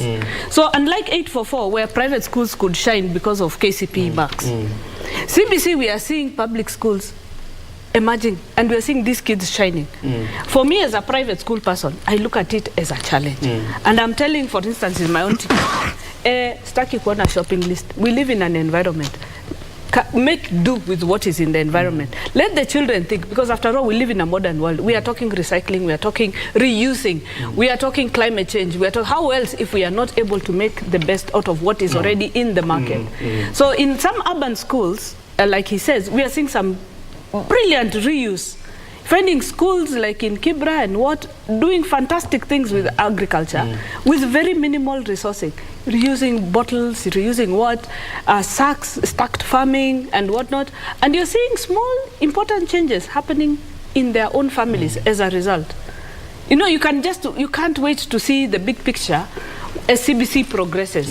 Even though we are still apprehensive, we are still scared. It's true, any new thing. But so far, the brilliance that is emerging is worth celebrating in itself. Absolutely. But yet, Fred, we find ourselves in, I don't know to call it an unfortunate situation or fortunate, to push this cohort that entered yesterday and yet another through the formal 844 system that we used to before we can bring in the CBC cohort. How do we go through that? Yeah, so I think the year that the children that have reported to school, are reporting because they started reporting yesterday. They are still reporting today, maybe up to the end of the week. Happens to be the second last group in the 844 system. And I think to me it's a good challenge because you know the exit of the 844 now gives room for schools to exhibit now the CBC properly. Because the challenge now facing schools is now how to deal with the GSS, or what you call the junior secondary school, in the same system or the same compound, the same institution with the 844, which is the last class, which is the class 8 that is currently there. But as we exit them, that's by the end of this year to join the secondary school, you know the primary school now will have more space now. Will open up to be able now to move the grade 7 to grade 8, which now gives them room to concentrate on CBC properly without necessarily having to infuse it with the 844. However, personally, even as he was speaking, and I was asking why children go to school, and I think Mutheu has also weighed in on the same. To me, I think there lies the biggest challenge that we are facing today in our education system, because there was need for us to be able to change from 844 to CBC because of now what Mutheu has even put it properly. Children are now starting to show up. Their creativity and innovation starting to show up because we have kind of directed their energies and their focus towards creativity and innovation as one of the core competences in the CBC. But the biggest challenge that faces us is that understanding of the reason why they changed from 844 to CBC. Are all the stakeholders properly aligned to the reason for this change? I can tell you for free that, as Mutheu says, there is now, there is a difference that's being seen in the children, especially public schools. I must say that the concept of CBC is giving rise to children to show up what they have within themselves, which requires nurturing. You see, a child may be able to show that they can be able to model a house. You know, it shows that child has a capacity within themselves. But is the system ready to nurture that particular potential that's showing up to be real skill? A paradigm shift in mentality. And the stakeholder, I can assure you that not enough has been done to be able to cause that. All right. The teachers have not been properly trained. I am heading, as you say, I'm an educationist, but I'm also the CEO of a group of schools called MGA Group of Schools. And I interview teachers. And when I'm getting a position to fill with a teacher and I sit down and I ask them, even the basic concepts of CBC, actually you find that teacher has nothing. Cannot even be able to tell you the vision of this particular curriculum. And the teacher has been handling, they can actually tell you they have 5 years experience, they're in the classroom teaching children, they do not have even the finest concepts of what this curriculum is. So a lot of effort I know has been done, but I must say it is not enough. A lot need to be done. Look at also now the aspect of the implementation, schedule. And what the government need to put in place to be able to assure that this system gives us the result that we expect of it. The confusion that we've seen in the GSS. At the very beginning, it's been said that the GSS is supposed to be domiciled in the secondary schools. Suddenly, when the secondary schools have already started putting, government has started putting classrooms in the secondary schools, suddenly GSS is to be domiciled in primary schools. You get? Okay, now we start now putting in the structures again to be able to host GSS, which to me was the perfect idea. But my question is, what is the government doing currently to ensure that we do not fall in the same pit when it comes to the senior secondary? It is very important, a very important question you asked. But let me bring back this conversation to the Form 1 transition. And you see the kind of reaction it has elicited in terms of preparedness. But I'm just wondering, from the story you told us, it's not a hopeless situation, definitely, because we must encourage the students who are already in the system. So how do they cope? Back to the same question. How do they cope? Let's go back to the same question. Yes. And as I answered that, there is a question that Mweshimiwa asked me. Now, from all I that... like being called Mweshimiwa, even though I'm not. Oh, okay, don't worry. No, it's an honor. It's an honor. It's an honor. Let me tell you. The education system we have is not meant to solve our African problems. That is why, if you take a student from Kenya, from the best school in Kenya, private school, and you take them to Dubai, I'm saying that because I'm based there, or maybe to the US, the question is, take them to an interview. Someone who has trained in Kenya and another one who has trained in Dubai, man, you'll be disappointing not just the child, but even the teacher that taught that child, of course not the parent that gave birth to them. And the problem is, we still have a colonial mentality and approach to education. That is why the system of education that we currently have trains us to be doers, not thinkers. It trains us not to think, but to do. So that when the colonial came, they came with a Bible on one hand, or a Quran on the other hand, and so they started telling us about heaven, a place that we hope to go, which is true. Heaven is there, depending on where you believe in. But this is the biggest question. A very senior pastor asked us a question. What if you realize, after following the Bible, you realize there is no heaven? Because there's a place we believe in. What if you is someone who was, I like thinking outside the box or without the box. As a result now, they bring medicine, that is health. They also they divide us, then they bring borders for the colonial borders. But when you go to the other countries, go to the US, I'm sorry to say so, all the American states, not one country, they have one currency.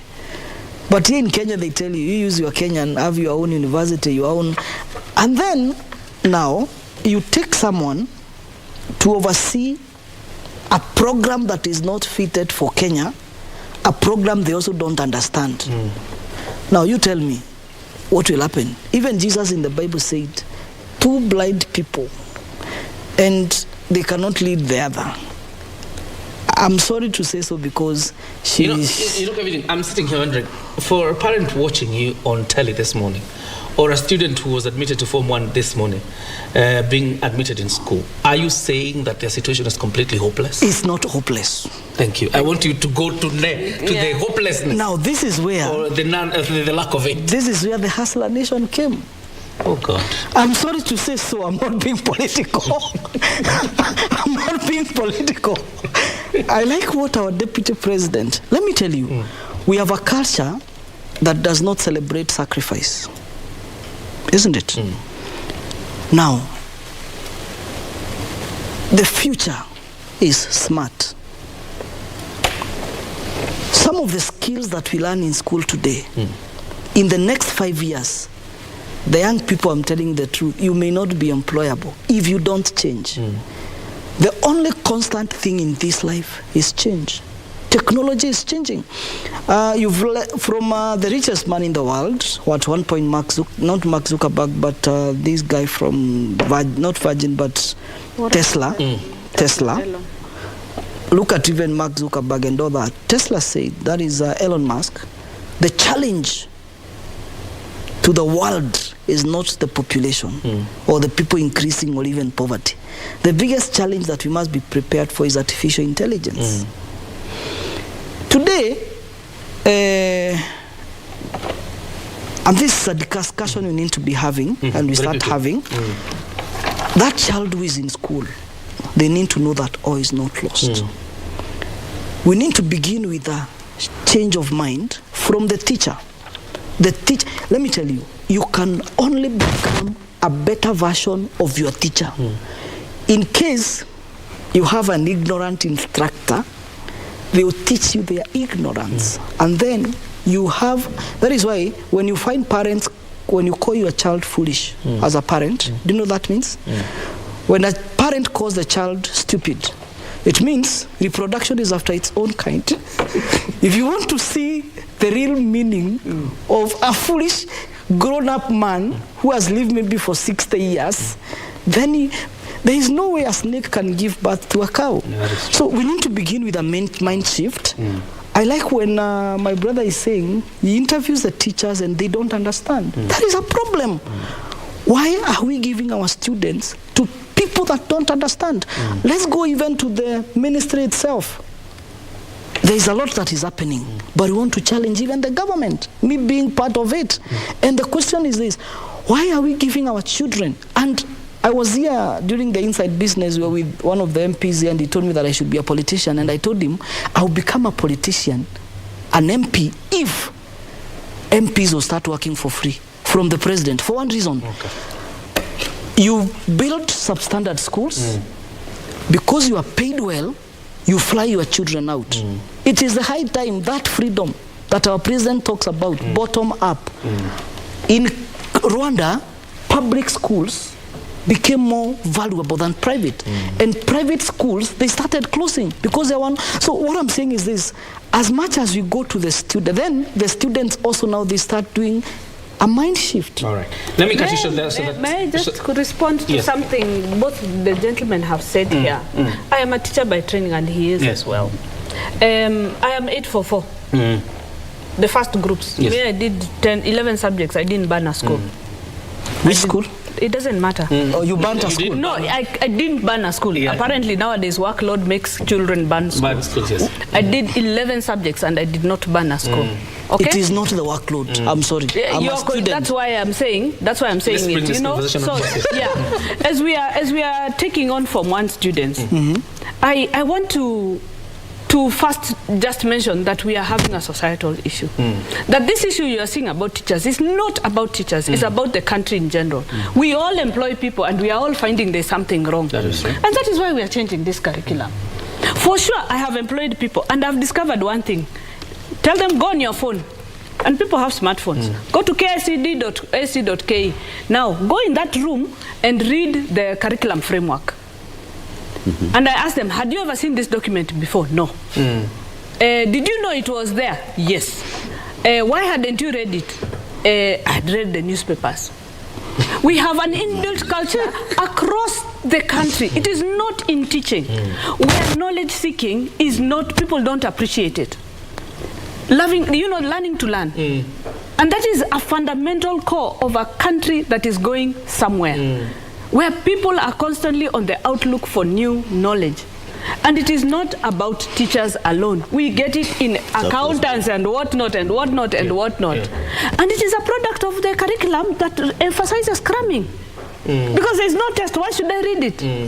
Sorry. And the very casual discussions of our education that seem to somehow position teachers as submind. Once you get them to read that document, they are brilliant teachers. Am I right? We induct them, and it takes what, 3 days, and they are good. You get them in, you induct them, and they are good. Is the problem the curriculum? The problem is the culture around the old curriculum. What is this enemy called culture? Let me just focus here so that we are answering his question. He doesn't have to repeat it and again. Kevin needs to realize I'm the one asking questions. So as our Form 1s come in, there is an opportunity here. There is an opportunity here to be different. Because the beauty about secondary schooling, and this is why we are adding the years, the countries that have succeeded, and let nobody cheat you. People keep saying we were at Malaysia point, we were the same and we were better. We reduced our secondary schooling, they increased. They have 7 years of secondary schooling, we have 4. Every country, we reduced ours from 6 to 4. There were reasons then But we needed to have done something sooner about our curriculum. Any country that invests in secondary schooling is doing well. Right. Full stop. For the kids going to Form 1, there is hope. There is hope. He's right. The world that is coming is a very different world. And it is constantly changing and evolving, literally every minute. Now we are talking what is it called? The app that is doing a lot of GTP. Yeah, GTP. Yeah, that can answer questions coherently, and that universities are now struggling to figure out how do we still get students to interact with knowledge when they can use AI. The world is changing at a very fast pace, okay? And we need to be prepared. As a student that has gone to Form 1, look at the knowledge that is exposed to you in that manner. Just don't look at it as something to cram, cheat, get your way out of, get your A, because that is where we are floundering. The cheating, which I believe the government has done the right thing about, compared to 2015 and today, the amount of cheating in exams, we have seen an improvement in the quality of post-secondary students as a result, both in TVET and in universities. So we need to keep our eye on the ball and remember that while we do test as a country and we do summative testing, summative meaning this exam is meant to sort you out and place you somewhere. At the end of the day, a bit of honesty, which something comes from home, values come from home, values come from elsewhere, is what will carry the day. He was a thug, he says. He was a gang leader. I think it was just leadership untapped, if you ask me, and I think I can see it in him. Okay? These are already opportunities in our schools. That students can take advantage of. I can only plead with teachers who feel overworked, stressed, that this is a profession that is a calling. All right. It's like preaching. That you are called by something in you to be a teacher. Give it your all, no matter the circumstances. The perfect circumstances don't seem to exist in Africa. We are in whatever circumstance we are in. Look at our kids in northeastern Kenya. Our CS for Interior is still there trying to sort out issues of security. And to me, I'm slightly worried about how many girls from those communities will report to Form 1 and what, as those communities, they will do to ensure they are girls. Because in times of conflict, who suffers the most? It's women and children. In times of drought, we are experiencing a 3-year drought in parts of this country. Who suffers again? Who is prioritized for education? Boys over girls. Okay? So I have worries about the circumstances that some of our children find ourselves in. And it has a knock-on effect over 10 years directly into those families where you see lesser educated people contributing to the cycle of poverty. We are seeing child marriages. You know, the knock-on effects last a generation and another. And we cannot, as a country, I think we need to keep fighting these things that pull us down. We have, you know, like there's a little bit of fight back where children feel like him, they have failed. I think every child has a chance to succeed. That even as you have gone to a school, and I'm now talking to Form 1 children, if they will get to hear this at some point, and to the teachers, encourage children, no matter what. In standard 8, you are all told, get 400, go to Alliance, even if kama hujaipata even marks, you've been scoring 100, you still pray for 400. Give it your best shot in secondary. It's like a rebooting. It's an opportunity again. Take advantage, you know. I know you had asked about what other barriers kids experience in schools. But like now I hold that thought before we go. So that we bring in Fred just a little, because in the conversations we're having, in most times we tend to forget the parent. And I have this question particularly because some of the things captured today on the dailies are quite shocking. That there's a fees guideline issued by the Ministry of Education. There are policy guidelines issued by the ministry, some including issues of uniform. If a parent is paying to the upwards of 22,000 shillings for uniform only, and then there's other levies being involved, particularly for day schools, here lunch, they are charging 12,000 or 15,000, which still remains very high. And the question being, is the Ministry of Education a lame duck in this whole process? So much so that you issue your policy direction and then you have people working under you defying that very same guideline. Yeah, I think that is quite true, that the parent is now like on the receiving end, because the The guidelines have been given, and recently actually the guideline concerning school uniform sale by schools. And true to the matter is that schools are still selling uniform, that is for sure. So it is about flouting the directive that has been flouted. Yesterday I actually took my daughter to school, and the school I took my daughter, we paid 29,000 for uniform and other, boarding amenities like, mattresses and such, But the uniform had to be picked from school, from socks to every aspect of the uniform of the school. Now, I might look at it from two sides, because when we do not, because schools also exist and different schools, and especially now when we talk about private schools, they are also like in business. And when schools are in business, or when institutions are in business, sometimes part of what they do also could be maybe even the sale of different items that support education could be also a way of them try to also ensure that they remain afloat in business. That's one. But at the same time, I also say that we also have schools are having set standards as concerns the way the children should appear, because how you appear in grooming also determines your mindset and how you look at life finally, because at the end we can say education, you can wear home clothes and still go to school, but you see this uniform brings a bit of uniformity to the students. Schools have also set some standards on how the children should be able to dress to create an impression and give them a mindset about life. And that also makes it difficult for some schools to allow to allow this directive, or to adhere to the directive that they can send parents anywhere to go and pick uniform, because if that happens, then you find the standards of the school have been compromised. The only thing I can say is the schools, different schools come up with this set of uniforms. You go to some schools and you realize even the uniform that has been, prescribed for children is out of this world. A child is going to have, three trousers, for example, if it's a boy, maybe 3 shirts, how many sweaters, how many fleece jackets. You realize the uniform is just a lot. Exploitation. It's exploitation. The price setting is also another area.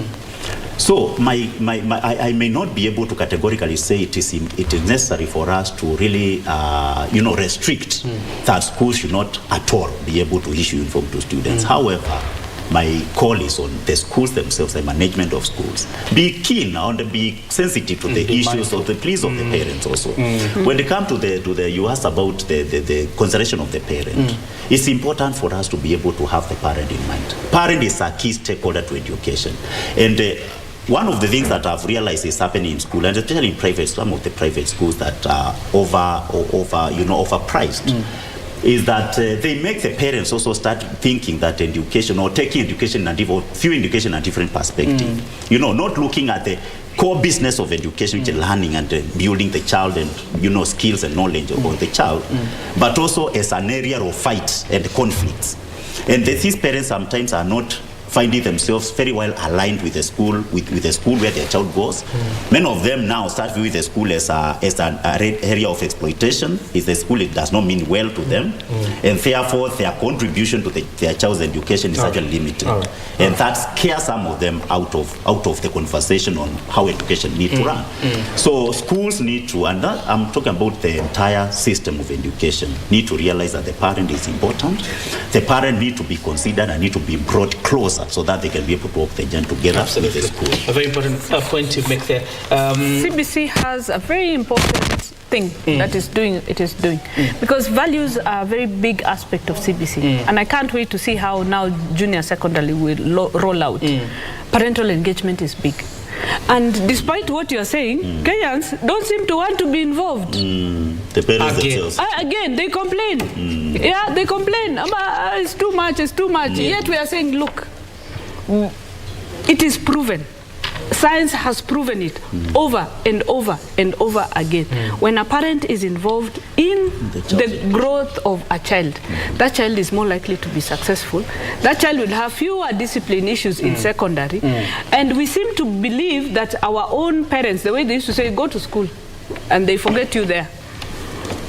was a method of rearing nowadays. We are living in a very different world today. Sorry, I'm not. We have like about 2 minutes to I'm not the devil's advocate, but I'm just asking a question.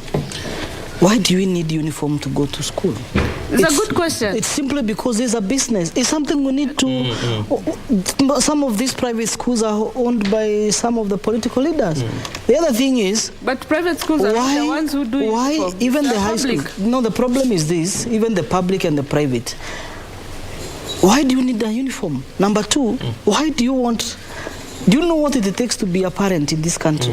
It should be included in the 1,000 ways of dying. For one reason, the stress a parent goes through. Look at the typical hustler. You leave your house at 5. Like today I was in Nairobi by 5 a.m. hustling. Isn't it? You leave your house at 4. You go to Gikomba or to these places, isn't it? You come back at 6 with only 1,000. And you want me to sit with the child to train them on something that whatever I was trained, I was doing it for the other program. The teacher told me I am. No, as in, I'm just bringing. The point is this. You're taking the pedestrian way. The point is this. I'm saying this. I want to challenge you. Let me give you my challenge. Let me give you my challenge. Your challenge is in that. No, this is my challenge. Yes. My challenge is this. Let us not be mechanical. Let us not think in a straight line.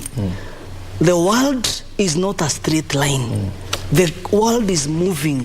Make it easy for me to check the homework for my child, that's even while I'm at work. Make it. No, that is what I'm saying. Make it easy for me that's what we are saying. wherever I am. But I'm just challenging the curriculum, because the problem is not the curriculum. The problem is the designers of the curriculum. That we designed a curriculum that we don't understand. All right. I meant to shift the talk about. Let me give you 30 seconds to make your final. I've not made my final remarks. I will give you. Okay. My final remarks are this: Kenyans, we beat ourselves hard. We really do. Yet our Kenyan products are still the best, some of the best in Africa. That means we are doing something right somewhere. Perhaps we hold ourselves to very high standards. But right now, one of the things we need to do is grab back our youth. We are seeing a problem with values in our youth.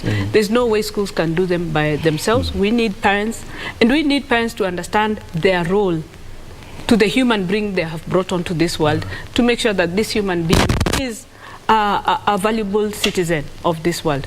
We have seen what the effects of the breakdown of values in our communities. He says he's holding a men's conference, and one of the things they are discussing is some of these things that we are seeing impacting our younger men and women. Let's be honest and fair to both genders. We cannot say men are the only problems in Kenya. We are tackling alcoholism, we are tackling drugs, we have so many real societal issues that we are trying to tackle. After they have manifested, we can work together with educators, with schools, to ensure that we have a Kenyan at the end that we all celebrate. All right. I allowed the lady more than 30 seconds. Okay. Because of So there's biasness. Very quickly, 30 seconds. Thank you very much. My concluding remarks are that, one, that education is the key to success. It has been said many times, and I want the parent listening to me, and also the students and teachers and every other stakeholder in the education system to realize that education for our children is the thing that we need to focus at very seriously, because it will determine the future of this person. And let me say, in our country, we are privileged today that we've been able to make a shift from a system that drained or did not help our learners grow in terms of skills, in terms of innovation, creativity, in terms of values. But today we have the CBC curriculum. The implementation of the curriculum is now at the junior secondary level, and we are happy that the government has been able to give a good direction, and now children are in school and they are learning. My only call is this, that for the next level of education, which is the senior secondary, I believe the government needs to seriously look into how we transition our junior secondary students to senior secondary, so that this information is relayed and is given in good time for preparation, especially for investors in education who want to prepare properly so that they can be able to handle the senior secondary school in a manner. Remember, the senior secondary is actually the pinnacle of the CBC, because that's where now each child is going to take to their pathway. If not properly handled, then the whole concept of CBC will be lost. All right. And therefore, my call is on the parents to be able to cooperate with the schools and also the government to be able to give proper direction. All right. Finally, Kevin, Twitter your men's conference here. Mr. Kuria, niko na swali. You give her more than 30 seconds and you give the men. You see the... Now you want to start complaining? No, I'm not complaining. Okay, I'm just saying. Kwa nini mnafikiria wanaume? Sorry, my point is this, and I will close with this. Yeah. The future is smart. And the religious sector in this nation, I represent World Peace Association, and yesterday, on Sunday, the president came to launch a smart city, courtesy of Bishop Mark Kariuki. Majestic City? And the Majestic City. To be the first smart city. And the religious caucus in this nation, both the Islam, the Muslim, and that is the agenda of the World Peace Association, to work through the religious setups. One, to break the barriers, whether you are Muslim or not, or a Christian, and to tell you that we can spread peace and become the agents of change. The future is smart. Now, we have been told that education is the key to success. Yes, we have the key. But the question is, where is the padlock to open? And that is why you find many people, many Kenyans have certificates, someone with a PhD, but they are pulling a cart out there, but they are looking for that. Now, this weekend, the men conference is a men conference open for women because the women have been empowered the longest. And do your research. The thorn in the flesh for men is women. Oh God. And the thorn in the flesh for women is men. If the men and the women don't come to... Now, you see, now, this is the problem. Because of the empowerment of the... Now, look at the second lady, Her Excellency, the wife, the Deputy President. Pastor Dorcas? Pastor Dorcas. Yeah. She's pushing for the boy child. Do you know why? Let me ask you the question. Sorry. And your time is out. Sorry, the remarks is this. Today, many men don't go home early because of their women. That is a discussion to talk about. And these are things we need to address. The women should come and sit there and understand the men. Then, somewhere in June, we'll do a women conference where men will also be allowed to attend. And that is the discussion that we want to have. Right. We are saying the theme is against all odds. We want to look at the becoming of Curia. Now, when the young people look at you today in school, they think they want to become journalists and host a show like you. But have you ever slept hungry, by the way, in Nairobi? Have you ever slept in a slum? You see, when we see you celebrities, there's a question. Have you ever slept in a slum? Have you ever, if you have never gone to Kevin, school, I've allowed you too much time. If you have never gone to school without shoes, then you may not advise someone who is sleeping hungry. So Friday and Saturday men's conference? No, it's Saturday, Sunday, full day. Get online. Check the link, the Fountain Global TV. That is a TV from the UAE. Okay. The Fountain Global TV. Or you check the main conference on the Facebook, the Fountain Global, you register. All right. It's by registration. Okay, fantastic. Thank you very much all for joining us. Frederick Mwengi, he's an educationist. Mudheu Kasanga, Education Sector Board Member for the Kenya Private Sector Alliance. And of course, many other titles, including Director, Lukenya School. And indeed, Kevin Timiza, a motivational speaker. He tells me he's an ambassador these days. Time for us to put a couple news check. Up next is Tamrini with Khalid Abdullahi. Have yourself a fantastic afternoon.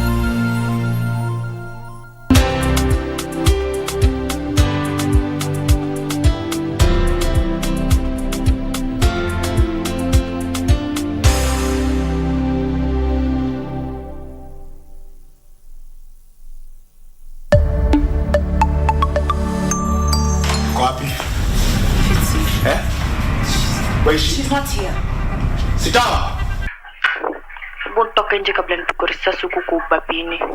Uko hapa nje? Ni mimi na Zolani.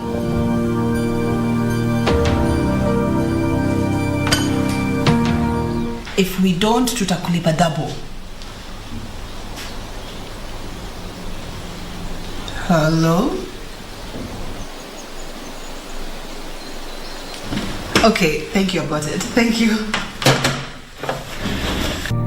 Melissa yuko capable. Ni wewe utaki kumpa chance ya kugrow. Yani, umechagua Melissa over our years together. Goodbye, Gabriel.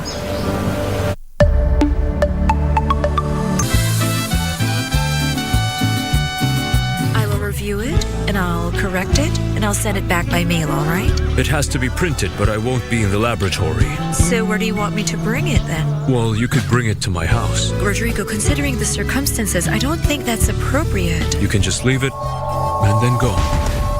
And tell that veterinarian to come here. I want to see him. What do you want with him? Nothing that has to do with you, my dear. I just want him to examine the animals that I bought. Sweetie, where are you going? To the fields. Ruben, go with Amparo. Frankly, I can go by myself, Daddy. Nobody needs to come with me. Go on, just go with her. That woman came here to tell my father everything that Rodrigo Irazabal was thinking. Nanny, they're preparing to sue Dad about the land. My goodness, not again. You and I, buddy. It's time for us to resolve our unfinished business.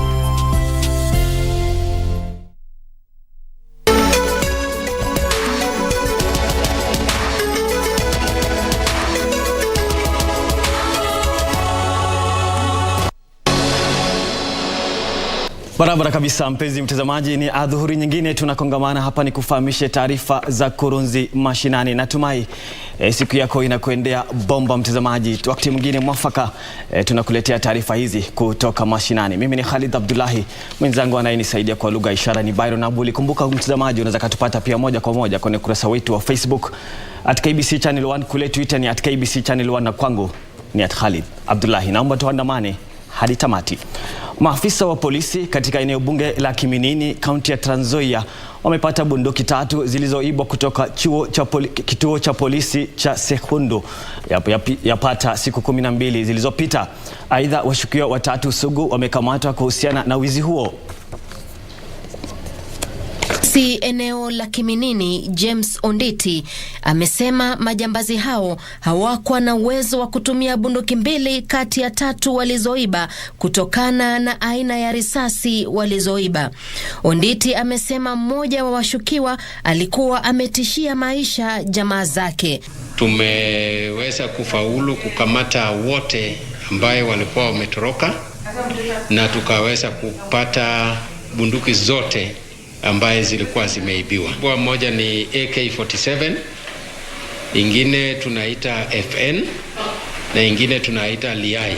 Viongozi katika eneo hilo wakiongozwa na mwakilishi wadi wa Sihendu Andrew Kutitila wamepongeza operesheni ya polisi dhidi ya majangili wanaohangaisha wakazi. Walisema 12 days operation hiyo operation imezaa matunda kwa sababu wahalifu ambao walikuwa wamenyang'anya bunduki na kuiba wamepatikana pamoja na bunduki zenyewe. Asante, lakini nataka kuambia security ya kwamba that is not the end ya kufanya operation. Lazima muweze kufanya operation usiku na mchana, au wahalifu waweze kutiwa ndani ili watu wetu waweze kufanya biashara, watu wetu waweze kukaa bila wasiwasi. Tukiachana na hayo mtazamaji, maafisa wa polisi katika eneo bunge la Kikuyu kaunti ya Kiambu walivamia nyumba moja iliyogeuzwa kuwa kiwanda cha kutengenezea pombe haramu. Kwa mujibu wa kamanda wa polisi eneo la Kikuyu Catherine Ringera, polisi walifahamishwa na wakazi kuhusu biashara hiyo ya pombe haramu, ambapo walikumbana na uhalisi wa mambo. Wakazi wa eneo hilo hususan akina mama wamekuwa wakilalamikia kuhusu biashara ya pombe haramu na ulanguzi wa mihadarati katika maeneo tofauti huko Kiambu.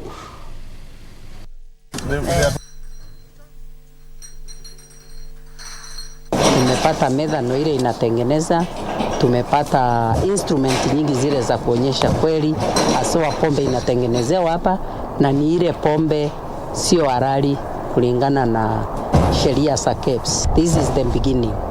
Tutasema tumeishi tukiotea, lakini Mungu ni mwaminifu, leo amekuja na ametusaidia, tumepata hii. Na hata kama kuna zingine siko pahali, wajue they either close them na waachane na hiyo kazi, kwa vile tutawapata tu vile tumepata huyu mwingine. No matter how long it will take, tutawapata. Kwa vile ukiangalia hii ni mboma ya kukaa. Industries za pombe siko pahali zinatakikana kutengenezewa, wanatakikana wawe na madocuments na wamekubaliwa hata na government kutengeneza. Wenda pombe wanakunywa, kwanza ile plot iko pale juu yangu pale, hiyo ni area yangu. Hiyo pombe inauziwa hapo, bagi iko hapo ni kama bar. Sasa nauliza tutasaidiwa na nani sasa? Wenye wako kwa hiyo biashara ya pombe, kama biashara yako ni halali, ni sawa, wewe upewe leseni kulingana na sheria, lakini kama wewe umejenga club karibu na boma, karibu na shule, pole sana, hakikisha kwamba hautapata leseni.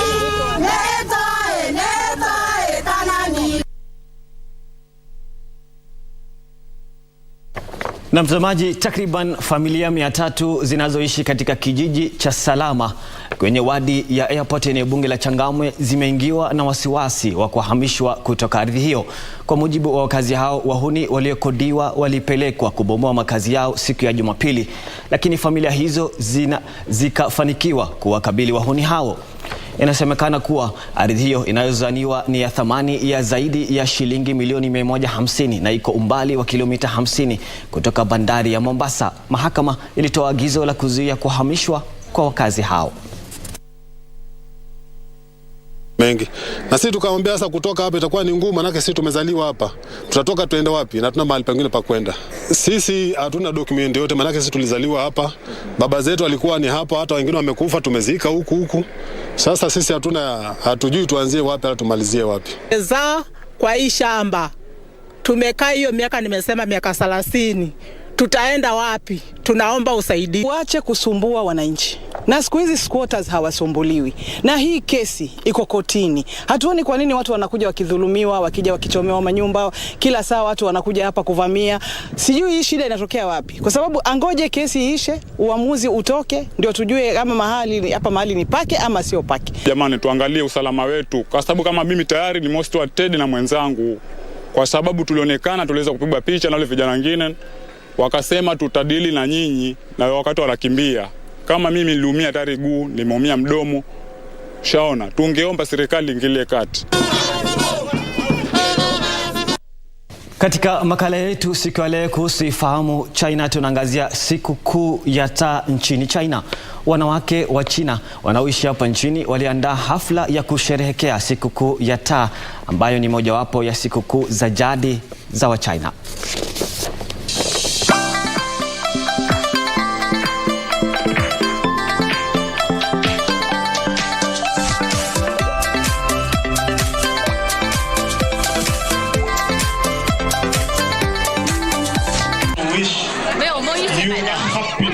Shirikisho la wanawake wa China wanaoishi nchini Kenya na shule ya Huaiyang Shangtang tarehe 5 Februari waliandaa hafla ya kusherehekea sikukuu ya taa, ambayo ni mojawapo ya sikukuu za jadi za China. Hafla hiyo ilifanyika katika kituo cha kutoa mafunzo ya utamaduni wa Kichina jijini Nairobi. Watoto walipata fursa ya kujumuika pamoja kwa michezo ya jadi ya Kichina, huku Wakenya na Wachina wakiungana pamoja kufurahia aina mbalimbali ya vyakula vitamu vya Kichina.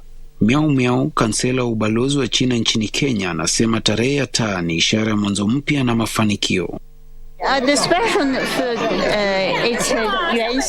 Chakula spesheli ni yuanxiao kusini mwa China, kinaitwa tangyuan, ambacho huwa kimeandaliwa kwa umbo la mduara kumaanisha familia kuungana.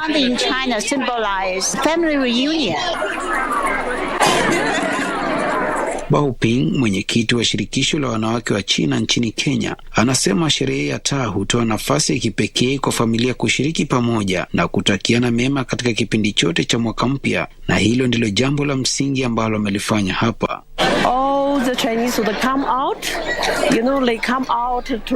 Wachina wote hujitokeza na kujumuika pamoja kufurahia mbalamwezi. Leo mbalamwezi ni umbo la mduara. Ina maana kuwa familia zote huja pamoja kusherehekea mwaka mpya wa Kichina.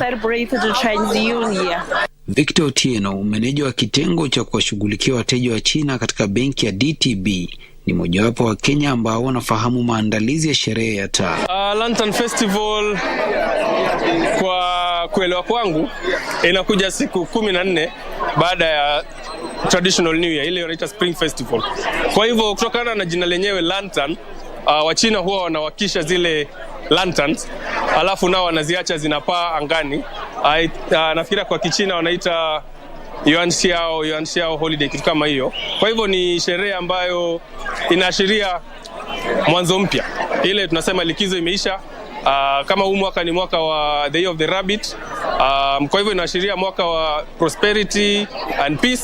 Kwa hivyo kuanzia sasa, katika ile tamaduni wa China tunasema kwamba mwaka umeanza vizuri. Aidha, kundi hilo la wanawake wa China lilichangisha fedha kusaidia mayatima nchini Kenya pamoja na ujenzi wa shule za wanafunzi wasiojiweza. Mojawapo ya njia za kuchangisha fedha ilikuwa kutumia kupuni kununua vyakula. Miongoni mwa shule ambazo zimekuwa zikifadhiliwa na shirikisho hilo la wanawake wa China ni shule Tania Integrated Center iliyoko eneo la Kiserian katika kaunti ya Kajiado nchini Kenya. Na wamekuwa wakitembelea mji wetu na wametusaidia kwa mambo mbalimbali, wakatujengea mji ya watoto, na tunafurahia kwa sababu watoto wako na makao mazuri mahali wanafurahia wakiwa pamoja. Tamasha la Lantern Festival husherekewa kuadhimisha siku ya mwisho ya sherehe za mwaka mpya wa Kichina. Mwaka huu ni mwaka wa sungura, ambapo Wachina wengi wanaamini kuwa ni mwaka wa mafanikio katika sekta mbalimbali ikiwemo maisha, sekta ya biashara, pamoja na kuleta familia pamoja na kuwa na afya njema.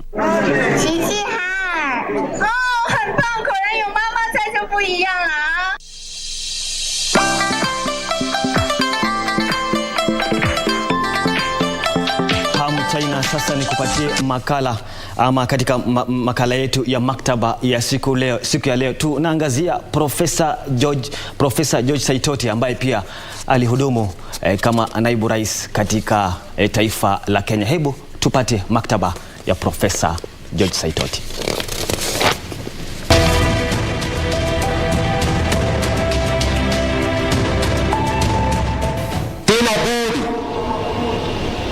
Kuwapongeza na kuwashukuru wananchi wa Kenya kwa imani nyingi ambao wameonyesha kwako, kwa uongozi wako.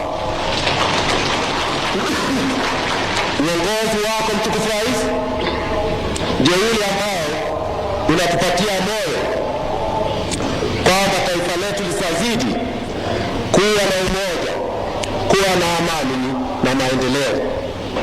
Basi mtukufu rais, naichukua nafasi hii kukualika ili uweze kutoa hotuba yetu wa sisi wananchi, kwani tuna hamu sana kukusikia. Na sasa tumkaribishe baba wa taifa kwa makofi ya kila moja. Fungua. Funga.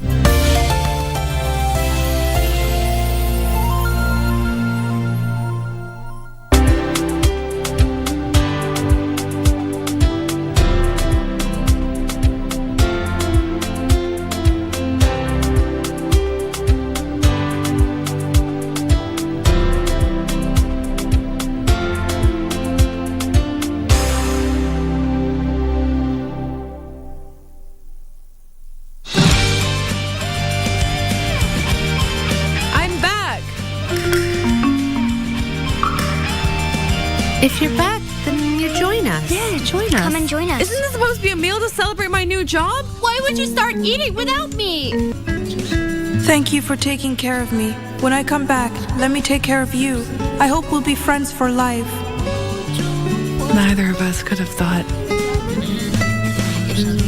this is how we would meet again. My family loves you so much. This must be what you want. You can have them, really. Make a wish. A wish? That's what we used to do.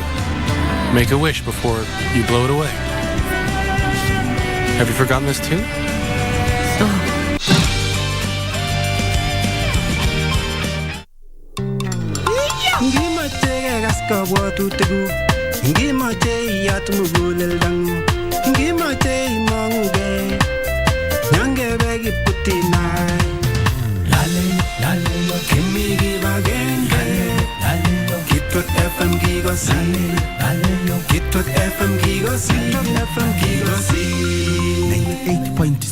Kitwek FM, Kegosin.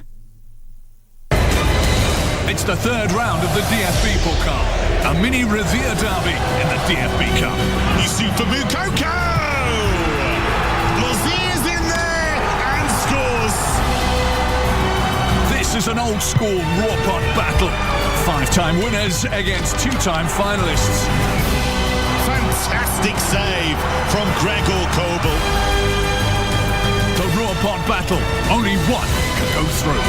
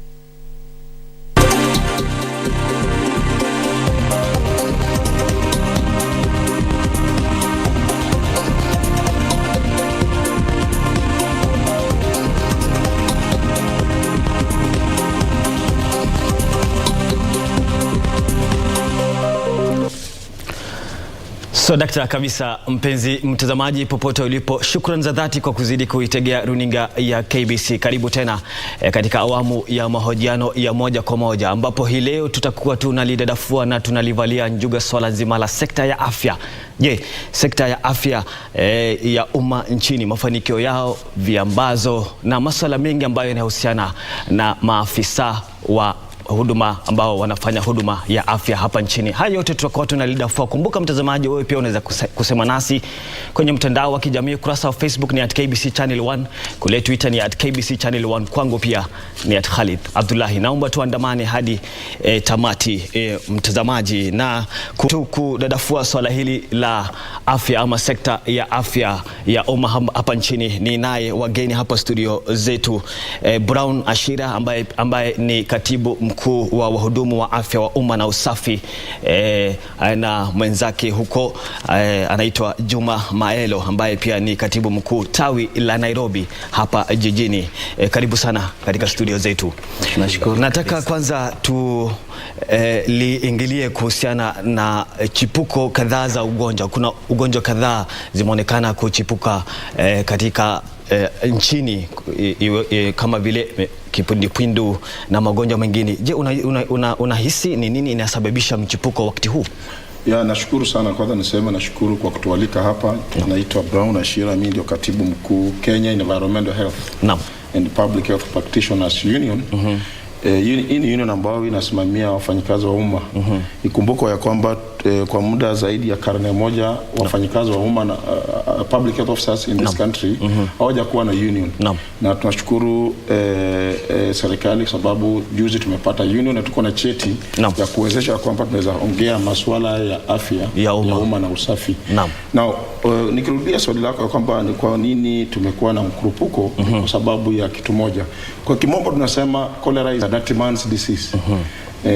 Dirty man's disease inamaanisha kwamba ni ugonjwa ambao unasababishwa na mazingira duni ambao unasababisha sio safi kabisa, kutumia ama kula mlo au chakula ambacho kiko kichafu ama kijapikwa vizuri na chakula ambacho kiko moto na kijapikwa vizuri, na pia mikono yako ni chafu. Kwa hivyo kuna mkurupuko ndio, na kumekuwa kuzidi kuwa mkurupuko kwa sababu serikali haijaangazia masuala ya afya katika Kenya, katika nchi yetu. Kumbuka kwamba constitution ya Kenya hii au katiba ya Kenya hii inapelea uzito sana Mkenya wa kawaida ya kwamba hakuwa na haki ya mazingira safi na pia kukuwa na chakula safi na kukaa kwa mazingira ambayo ni safi. Kwa hivyo sababu ni kwamba Wakenya wetu hawatumii maji safi. Ukiangalia vitongoji duni kama mfano wa Nairobi, naamini ndugu yangu Maela hapa atasema, tutapata ya kwamba vitongoji duni ni vingi na mazingira sio safi, na hata kama ni safi chakula pia sio, watu wengi maji yao pia sio safi, wanatumia maji ambayo sio safi. Na pia masuala ya sewage na pia maneno ya usafi kwa ujumla. Sana pale nikiongezea kidogo, sana pale shida kubwa hapa Nairobi kwa mfano, ndio maana kipindupindu kinaenea sana, ni ile maji. Maji tunakunywa maji si masafi, kitu ya kwanza. Alafu vitongoji duni pale vimejaa. Hata ukiangalia hii Nairobi River, si mto ile ni Nairobi sewage. Yale maji yanapita pale, sewage tupu. Hakuna pale river. Ile mto yafaa kwanza kusafishwa, kwa maana inapita hapa Nairobi, inatokea pale Kajiado, inateremka inapita, na hapa Nairobi ndio inapita sana na inaathiri sana usafi wa kaunti yetu. Chama hiyo inahudumia sana. Naam, hiyo union unasema inahudumia sana masuala yanayohusiana na mazingira na usafi na huduma ya afya kwa umma. Je, katika kaunti ya Nairobi mkurupuko kama huu kitokea, je, mnafanya nini? Ni masuala gani huwa mnajituka nyinyi kama wahudumu wa afya? Na wahudumu wa afya sisi kama public health officers, we are statutorily mandated. Kazi yetu ni kuzuia mkurupuko. Nafaa ielewe namna hiyo, sababu kazi yetu part of our work ni kwa sababu tunazuia mkurupuko na pia tunalinda wananchi, we protect them. Then pia tunawazuia wasipate. Kama kuna mkurupuko wa aina hiyo, kitu cha kwanza sisi kama wafanyikazi wa afya tunafanyanga ni kwamba tunafanya sample analysis. Tunachukua samples, tuna report those cases kama zimekuwa confirmed, tunakimbia pale tuna test, then tunafanya ile kitu inaitwa public sensitization. Tunafanya open barazas, tunaelezea wananchi jinsi wanafaa umuhimu wa kukaa wakiwa wasafi na kukula chakula ambacho ni kisafi na kuavoid mazingira ambayo ni chafu. Sababu vile nimesema kipindupindu hutokea sana kwa sababu ni is a dirty man's disease. Na hata kama ufanye namna gani, hata kama nakueleza namna gani, kama utakaa kwa mazingira safi itakuwa ni shida. So wafanyikazi wa afya, those are public health officers in Nairobi, kazi yetu ni kwamba tunafanya sensitization. Tunachukua samples, tunapeleka kwenye maabara yetu, tunahakikisha kwamba ni tumepima kipindupindu, then tunapea watu ile inaitwa prophylaxis, na vaccinate, then wanasaidika kwamba katika mazingira ambayo ni safi. Tuachane tu na masuala ya magonjwa sasa, tuelekee wahudumu wa afya wa umma. Pia ni masuala ambayo pia nyinyi pia mnazingatia, si ndio? Nataka tu nijue ni jinsi gani, kwa sababu kulikuwa na changamoto kwa wahudumu wa afya wengi wakitaka kupewa kandarasi katika hospitali tofauti waendelee kufanya kazi. Hapo awali tulikuwa tumesikia kuwa kuna madaktari ambao wamekuwa wakihudumu chini ya mpango wa afya kwa wote, yani universal healthcare, pia bado hawajapewa ile kandarasi ya kuhudumu. Je, wito wako ni upi? Wacha nisema namna hii, sisi kama union, that is Kenya Environmental Health and Public Health Practitioners Union, huwa tupendelei serikali kuajiri wafanyikazi wetu kwa mkandarasi. Sababu even internationally is not accepted. Mtu kama daktari ni mtu ameenda chuo na amesoma na ameelimika vizuri. Ukimpea kandarasi for example kwa mfano miaka 3 au utatumia kama kumisuse huyo mtu. Nasema hivi sababu tuna those international organizations ambazo zimekuwa zikifund hata wafanyikazi wetu wa afya. Lakini now that wamepewa huo mkandarasi, sisi kama union kazi yetu ni kuhakikisha kwamba wafanyikazi wetu wameajiriwa. Sababu changamoto kubwa ambayo tuko nayo bwana Ali ni kwamba since devolution ianze, nataka nieleweke, I want to be on record, since devolution ianze, serikali haijaajiri wafanyikazi wa afya ama sana public health officers in this country. Since devolution ilikuja 2012. Na ukiangalia kuna wale watu wamekufa, kuna wale watu wenzetu wamesoma pale nje. Tumekuwa katika chuo kikuu, tumekuwa katika KMTC, watu wamehitimu, wamekuwa katika vyuo vikuu, lakini hakuja kuwa na uwezo wa kufanya nini kuajiri watu. So ile kitu inafanyika kama wanaajiri katika kandarasi, ni vizuri ya kwamba ni vizuri, lakini ni vizuri ya kwamba waweze kuconfirm. The government must be able to confirm after mtu kandarasi yake kishaisha miaka 3, na kwamba inafanya nini, ina confirm, because huyo mtu anahitaji hiyo kazi. Na tuwezi kaa bila hiyo kazi. Na iajiri pia watu wengi kwa sababu watu wamekufa, wengine wameretire, wengine wamekwenda nyumbani. Kuongeza kidogo pale. Tunataka kwanza kaunti zote Kenya, hizo kaunti 47. At least per ward wakiajiri maafisa wawili wa afya, kutasaidika sana. Juu kuna watu wengi sana wako huko nje wamegraduate kuanzia hata 2008 2000 miaka ya kitambo, baada hawajaweza kuajiriwa. Na ndio unaona majanga mingi inakuja serikali. Kuna wale public health officers hawatoshi, wale wahudumu wa afya hatutoshi kabisa kudili na hizi majanga ambayo yanakuja. So lazima kwanza tuajiri wenzetu na tusaidiane pale. Asante sana. Tukiachana na masala ya wahudumu wa afya, hivi majuzi tumeona kuwa pia kuna ongezeko la maambukizi ya COVID-19. Inaonekana kuwa watu walikuwa wamesahau kuwa umma imesahau kuwa ugonjwa wa COVID-19 bado ungalipo. Unajua sasa, kabla niende kwa COVID-19, kuna kitu Ali unafaa uelewe. Khalid, sorry, utanisamea sababu natoa jina la Khalid. WHO, that's the World Health Organization, ina recommend ya kwamba kuna ile threshold ya kuajiri wafanyikazi wa afya, sana public health officers. Ukiangalia Kenya hii, we are actually lying below. We in fact far much below the recommended ratio. Na ndio maana unaona majanga kama hii ya COVID, majanga kama ya kipindupindu, majanga kama hii nini, inakuja sababu ukiangalia for mfano kwa ward mzima iko na population. Ukiangalia population ya watu inaendelea kukua. For example, Nairobi iko na usiku, population ya Nairobi iko tofauti na ya mchana kabisa. So unapata kwamba like I'm in charge of Komarok ward for example. Unapata ya population ya Komarok ward ni watu zaidi ya tuseme ni 30,000 ama 40,000. Na niko peke yangu, siwezi kuhudumia watu wote kwa siku moja. Itakuwa ngumu sana. Itakuwa ngumu sababu hata kama nitaweza kuwahudumia nitastrain. Kwa hivyo ni vizuri ya kwamba the government, and I want to appreciate. Nataka kushukuru serikali sababu serikali imetenga idara ya inaitwa standards. We are now under the State Department of Public Health and Standards. Na imetenga hiyo idara kwa sababu nimeona kwamba kuna wafifu wa kitu kama hiyo. So that we are able to address kitu ya COVID. Hatuwezi address COVID na hatuna wafanyikazi. Watu wetu walikufa sana. Public health officers walikufa kwa wingi, na I think ni high time ya kwamba tuweze kufanya nini, kuajiri. Nikikuja kwa swali lako ambalo umesema kama tumesahau, ni kwamba wakati COVID ilipungua, like vile tunaongea sasa, the positivity rate is almost 7.5%. Na it's very dangerous because wakati watu tulifungua, when the nini ilitolewa, watu wali relax. Ukiangalia most of the places ambazo zinaenda kwa kuoshu, ukienda na msikiti, utapata na watu wachache sana ambao wanavaa mask ama wanaosha mkono mfano, ama ukienda mahali unapata vilabu, ukienda kwa sehemu za burudani unapata kwamba hakuna hiyo social distancing ambayo ambayo inafaa kufanya.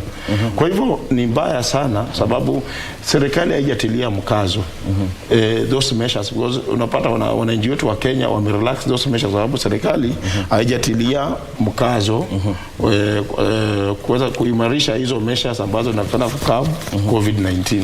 Kwa hivyo ni vizuri ya kwamba sisi kama wa Kenya, najua pia jukumu la afya ni la Mkenya, ninaanza na mimi mhudumu wa afya, lakini pia ni mzuri sana Halid unajua kwamba jukumu la afya ni pia ni lako.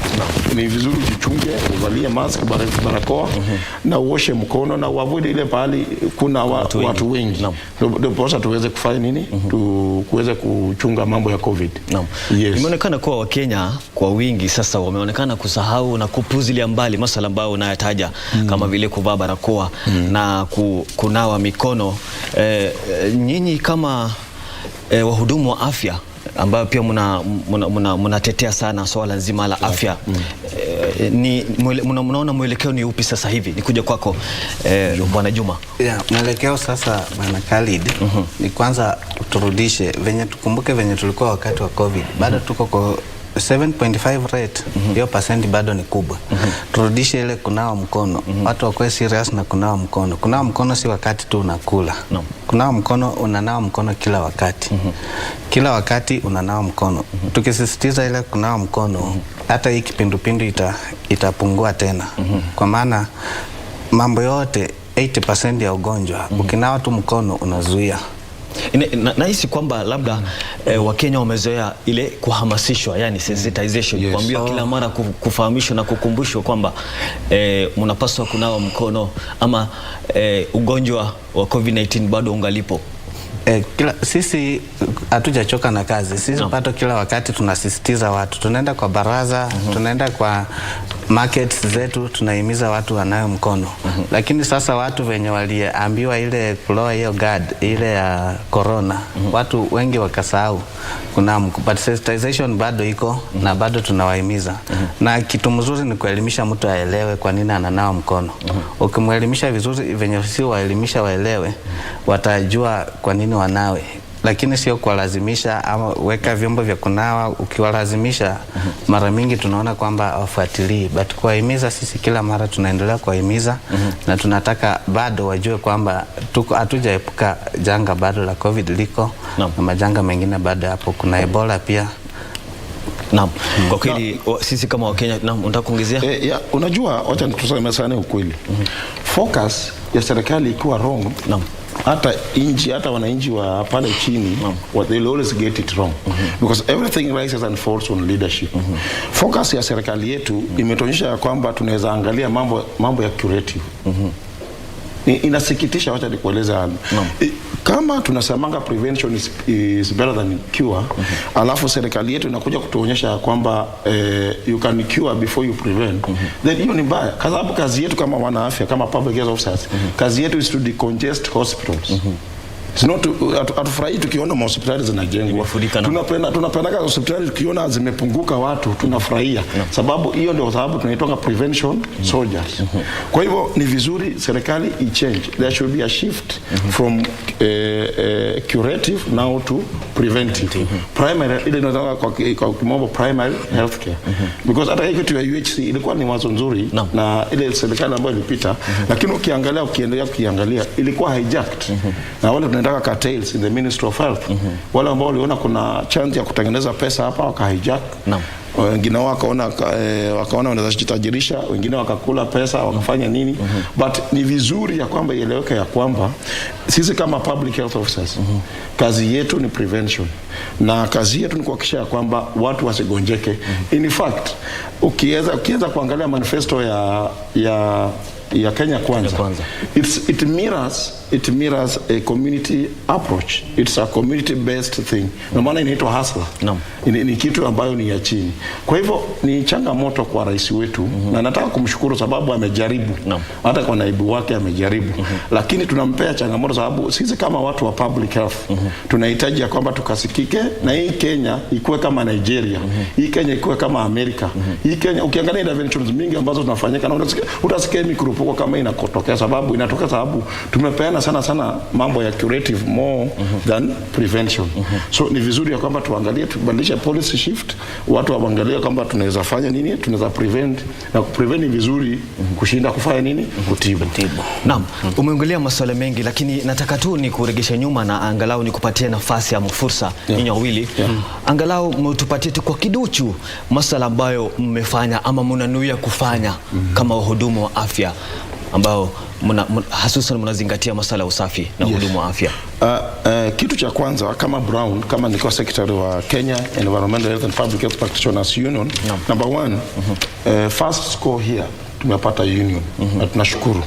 Number two, the second score, tunataka serikali iajiri, prioritize kuajiri wahudumu wa afya, public health officers wa wingi, because ukienda kwa database yetu ile ya public health officers, kulingana na public health officers and technicians council yetu, we have over 10,000 members who have not been yet, na yet wame qualify. Tunaomba serikali i-prioritize kuwaajiri. Number 3, tunataka pia tufanye serikali tupe funding, let them fund programs za primary health care na public health. And those are the things we actually as the union sisi tunajaribu kufanya nini, ku advocate so that wakati tuko na wafanyakazi wa kutoa chakula, when we have enough human resource, hata kazi kufanyika inakuwa pia rahisi. Kwa hivyo hiyo ndio kitu ambacho tunaangalia sisi kama union ama sisi kama watu wa hudumu wa afya tuweze kufanya nini, serikali iweze, kwa sababu hata tukifanya nini, tukisema nini na Halid na serikali iweze kutilia mkazo, hakuna kitu tutakuwa tukifanya kabisa, sababu ndio nafaa ikuwe namna hii. Nataka nikuje kwako Juma Mailo, wewe kama katibu mkuu katika tawi hili la Nairobi. Je, kuna mafanikio gani unasema kuwa mmeyapendekeza ama mnaona kuyatekeleza ama mmeona mmeyatimiza wakati huu? Kwanza Bana Khalid, pale wakati wa corona ilikuwa imeshika chini kabisa. Serikali iliemploy watu kwa contract. Na unaona ya miezi 6 contract ya miaka 3, venye contract inaisha wanaachisha wale watu kazi. Na ndio unaona sasa tena maambukizi yanaanza kupanda. Tunaomba kwamba serikali kiajiri isipe mtu mshahara tena ianze kumnyang'anya, na alikuwa anafanya kazi vizuri. Sasa sisi kwanza tulipigana ile wakati ya COVID kabisa, tukarudisha chini. Venye tulirudisha chini, hapo tulipata heko vizuri. Hiyo tuliweza. Na tena sisi hii union yetu, kwanza ule registrar trade unions tunampa on notice atupee certificate yetu. Koti ilishatupea union, lakini yeye amekwama na certificate yetu pale. Sijui kwa nini anataka hivyo. Sisi tumepigana na tuko na union, na sasa saa hii tutapigana, tutazidi kuambia serikali kwamba yaajiri watu wetu. Wale wako tumejaribu kadri ya uwezo wetu na tunazidi kufanya kazi ilivyo. Naam, sasa tunataka tulegeze kamba. Kuna swala bima ya afya ya jamii. NHIF. Naam. Nataka tuongelee swala hilo. NHIF, wacha kwanza niseme that is the elephant in the house. Unajua hata ukiangalia saa hii, leo asubuhi nilikuwa naongea na gavana wetu wa Nairobi, na nataka kumshukuru on television here, sababu ukiangalia kuanzia juzi nimepata malalamishi sana kutoka kwa members wetu, ni kwamba wanaenda pale wanatibiwa na NHIF imekuwa suspended. Ukiangalia because wakati NMS ilikuja na ikatoka, unapata kwamba walikuwa na contract ya wafanyakazi kuanzia mpaka June, ilikuwa ishe June. Sasa imagine wewe ni mfanyakazi wa afya, wewe ni mhudumu wa afya, unafanya kazi kwa bidii, unatibu mtu, unafanya nini, then ikifikia wewe umekuwa mgonjwa uwezi tibika. So NHIF imekuwa ni kitu mzuri, lakini nao inatakana iangaliwe kwamba tunataka warudishiwe watu wafanyikazi wa afya, warudishiwe NHIF ianze kuwasaidia, because tukiongea saa hii wahudumu wa afya wa Nairobi hawana cover. It is a very sorry state of affairs. Waona cover. Lakini nashukuru kwa sababu gavana wetu ametuambia, tumeongea naye asubuhi akasema anarudisha hiyo cover. Na kwa sababu contract tuko na contract na NMS, wanarudisha contract na Nairobi City County Government so that wahudumu wetu wa afya wapate nini cover waendelee kuwatumia. Because hataki kwenda kwa migomo, hataki kwanza kutoka hapa tuitie migomo kwa masuala ya afya ya cover ambayo indakana ikuwe inashughulikiwa na employer, because the law is very clear. Employer anafaa pay mfanyikazi cover cover na hakikisha kwamba hiyo cover iko ni cover mzuri ambayo iko na premium because wanatukata premiums. Ukipata premium hiyo pesa inaenda wapi Halid? Unanikata 1700 for example. Na sasa nikigojeka nikianguka hapa nipata accident siwezi saidika. Na sasa hiyo pesa sasa inakuwa sasa mtu anatoa 500 na saidika, mimi nitoa 1700 fanye nini saidiki nini? Na tumeona ni kama ni jama challenge kubwa sana pale kwa NHIF. Wenzetu wanaumia. Ukienda kwa hospitali ukitibiwa inabidi ulipe na cash. Na tunakatwa pesa. Ukiuliza hii pesa inakatwa inaenda wapi? Waambiwi. Ukiangalia pale umewekewa red alert pale kwa NHIF kwa hospitali. Huwezi tibika na ile NHIF na wafanyikazi wanakatwa pesa. Actually tunataka hii kitu hata kama ni leo watu warudishiwe cover yao ya NHIF ile comprehensive cover ili tuweze kupata matibabu. Na nationally nataka kushukuru president because kwa muda mwingine ameanza kuimulika hiyo kitu national. Hiyo national composition ya board ya NHIF. Ni vizuri pia hiyo kitu imulike. Unajua wakati huu wacha nikwambia lead. Kenya hii mahali imefika ukipewa ofisi hapana fanya ofisi kuwa ni boma yako. Ofisi iwezi kuwa boma yako unakaa miaka 20 hapo umekwama hapo sababu unasaidia dugu fulani. Ofisi ya serikali ni ofisi ya umma. Lazima uhudumie umma. Lazima uhudumie umma na mtu yote ambaye amequalify anatakiwa akae kwa hiyo ofisi. So president wetu bwana Mheshimiwa Ruto tunakuomba mkono sisi kama wanaafya. Go for these big fishes in an NHIF board because watu ndio wanatusumbua. Ukiangalia for example mtu kama CEO wa board wa NHIF surely una agree aje contract na wafanyikazi alafu una suspend na upei watu mbadala an alternative ya kuenda kutibiwa. So inamaanisha kwamba kuna mchezo ambao inaendelea kwenye NHIF board na sisi kama wafanyikazi wa afya tunaambia rais na tunarudia tunamwambia rais angalia kumulika, tunaambia hata vitengo ya DCI yeye anza kumulika hii NHIF kwa sababu tunafikiria kwamba pesa yetu inatumika vibaya na iko makatei na unakula pesa pande hiyo. Naam, ni maoni tu ya Brown Ashira ambaye ni katibu mkuu akiongelelea tu kuhusiana na changamoto ambayo wanakumbana nayo kuhusiana na bima mpya ya afya ya jamii. Ni masuala ambayo tu ama ni mtazamo wake tu mtazamaji akitupatia tu fikra yake na maoni yake kuhusiana na swala hilo. Nataka tulegeze kamba sasa, tuelekee kuna ripoti ambayo ilikuwa imetolewa kuhusiana na utafiti wa afya hapa nchini ambao imetoa ripoti nzuri kwa sababu watoto wanaozaliwa vifo vya watoto wachanga vimepungua sana na masuala ambayo yanahusiana na chanjo pia kati ya watu 10 8 wanapata chanjo ni kitu ambayo Wakenya wanafurahikia sana. Nataka Bwana Juma tuliongelee kuhusiana na ripoti hiyo kwa kimombo inaitwa demographic report. Naam. Kwanza pale tunajipa kongole sana sisi kama wafanyikazi wa serikali. Kitu ya kwanza ilifanya tumeachieve hiyo ni hii tumetembea kwa vijiji kwanza tukitoa hiyo hindrance ya immunization. Kuna makanisa zile zinapinga watoto wasitibiwe ama wasipate chanjo. Ile tumeelezea wazazi wao wamejua kwamba mtoto ni wa serikali. Mtoto akishatoka kwa tumbo si wako tena. Serikali iko na haja na huyo mtoto kwamba akuwe na afya mzuri. So tumetembea kwa vijiji, kwa makanisa, tumewaelezea wote kwamba wewe leta mtoto achanjwe. Hata kama na mama pia wamechanjwa na hapo tumeachieve vizuri. Over 90% ya immunization at least na ndio magonjwa mengi yameanza kupungua kwanza yale ya watoto. Hapo tumeachieve vizuri sana. Naam, so daktari kabisa sitaki kukupatia uchangie hiyo kwa sababu mwelekezi wangu ameniambia tumebakisha dakika 2 tu. Nataka nikupatie tu dakika 1, dakika moja. Kila mmoja atupatie tu mwelekeo ni upi sasa hivi. Je, mnaniwe kufanya nini kama wahudumu wa afya wa umma na swala zima la usafi? Dakika moja ndio tufunge. Sisi kama union tunashukuru na tunataka kuambia members wetu tunawapea pongezi. Na kitu cha kwanza ni kwamba tunashukuru serikali ya kwamba we need now to be partners. Unions are now partners with the government. Wakati ule ulikuwa unaona union ni kama ni vita ama ni mambo mengine, wakati ule sasa umepita. Union sisi ni partners na serikali, na sisi kama union ya public health officers tuko naambia wafanyikazi members wetu ya kwamba tutasimama nao kidete, na tunaendelea kusukuma ya kwamba waweze kuajiriwa. Na tuko na mikakati ambazo tumeweka, tunataka ku-launch union officially. We're going to launch this union officially, na tuta invite.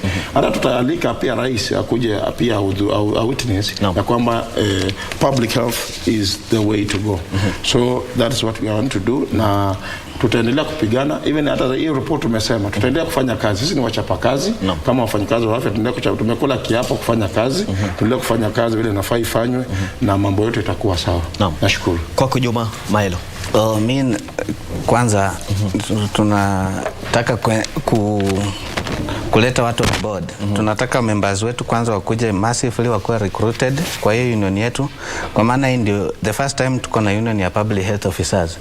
Ndio tuwalete on board, tuchangie, tuguze union yetu, na ndio maana tutaachieve mambo mingi. Tunaomba serikali kwanza ishikilie afya, kwa maana kama una afya huwezi kuja kazini, na kama una afya huwezi kuwa productive. So tunataka watu wetu wakuja on board, ndio tutembee pamoja kabisa. Kuntu, shukran sana mala mtazamaji. Huyo alikuwa Juma Maelo ambaye ni katibu mkuu tawi hii la Nairobi, wahudumu wa afya wa umma na usafi, na hapa karibu yangu ni Brown Ashira ambaye yeye ndio katibu mkuu wa wahudumu wa afya wa umma na usafi. Tukiliongelelea tu kuhusiana na masala ama sekta ya afya nchini na hali ya usafi ama hali ya usafi, na pia jinsi wahudumu wa afya wa umma wangali wanafanya kazi hapa nchini. Ni mahojiano ambayo tunalifikia kukomo sasa hivi. Mtazamaji, shukran sana kwa wale wote waliofanikisha. Shukran za dhati wewe mtazamaji kwa muda wako. Usiende mbali, kwani naona mwenzangu Jackie Wambiru ashaingia studioni kukuletea taarifa za saa 7 kwa lugha ya Kingenge. Mimi ni Khalid Abdullahi, mwenzangu wa lugha ishara ni Byron Abuli. Kwa heri.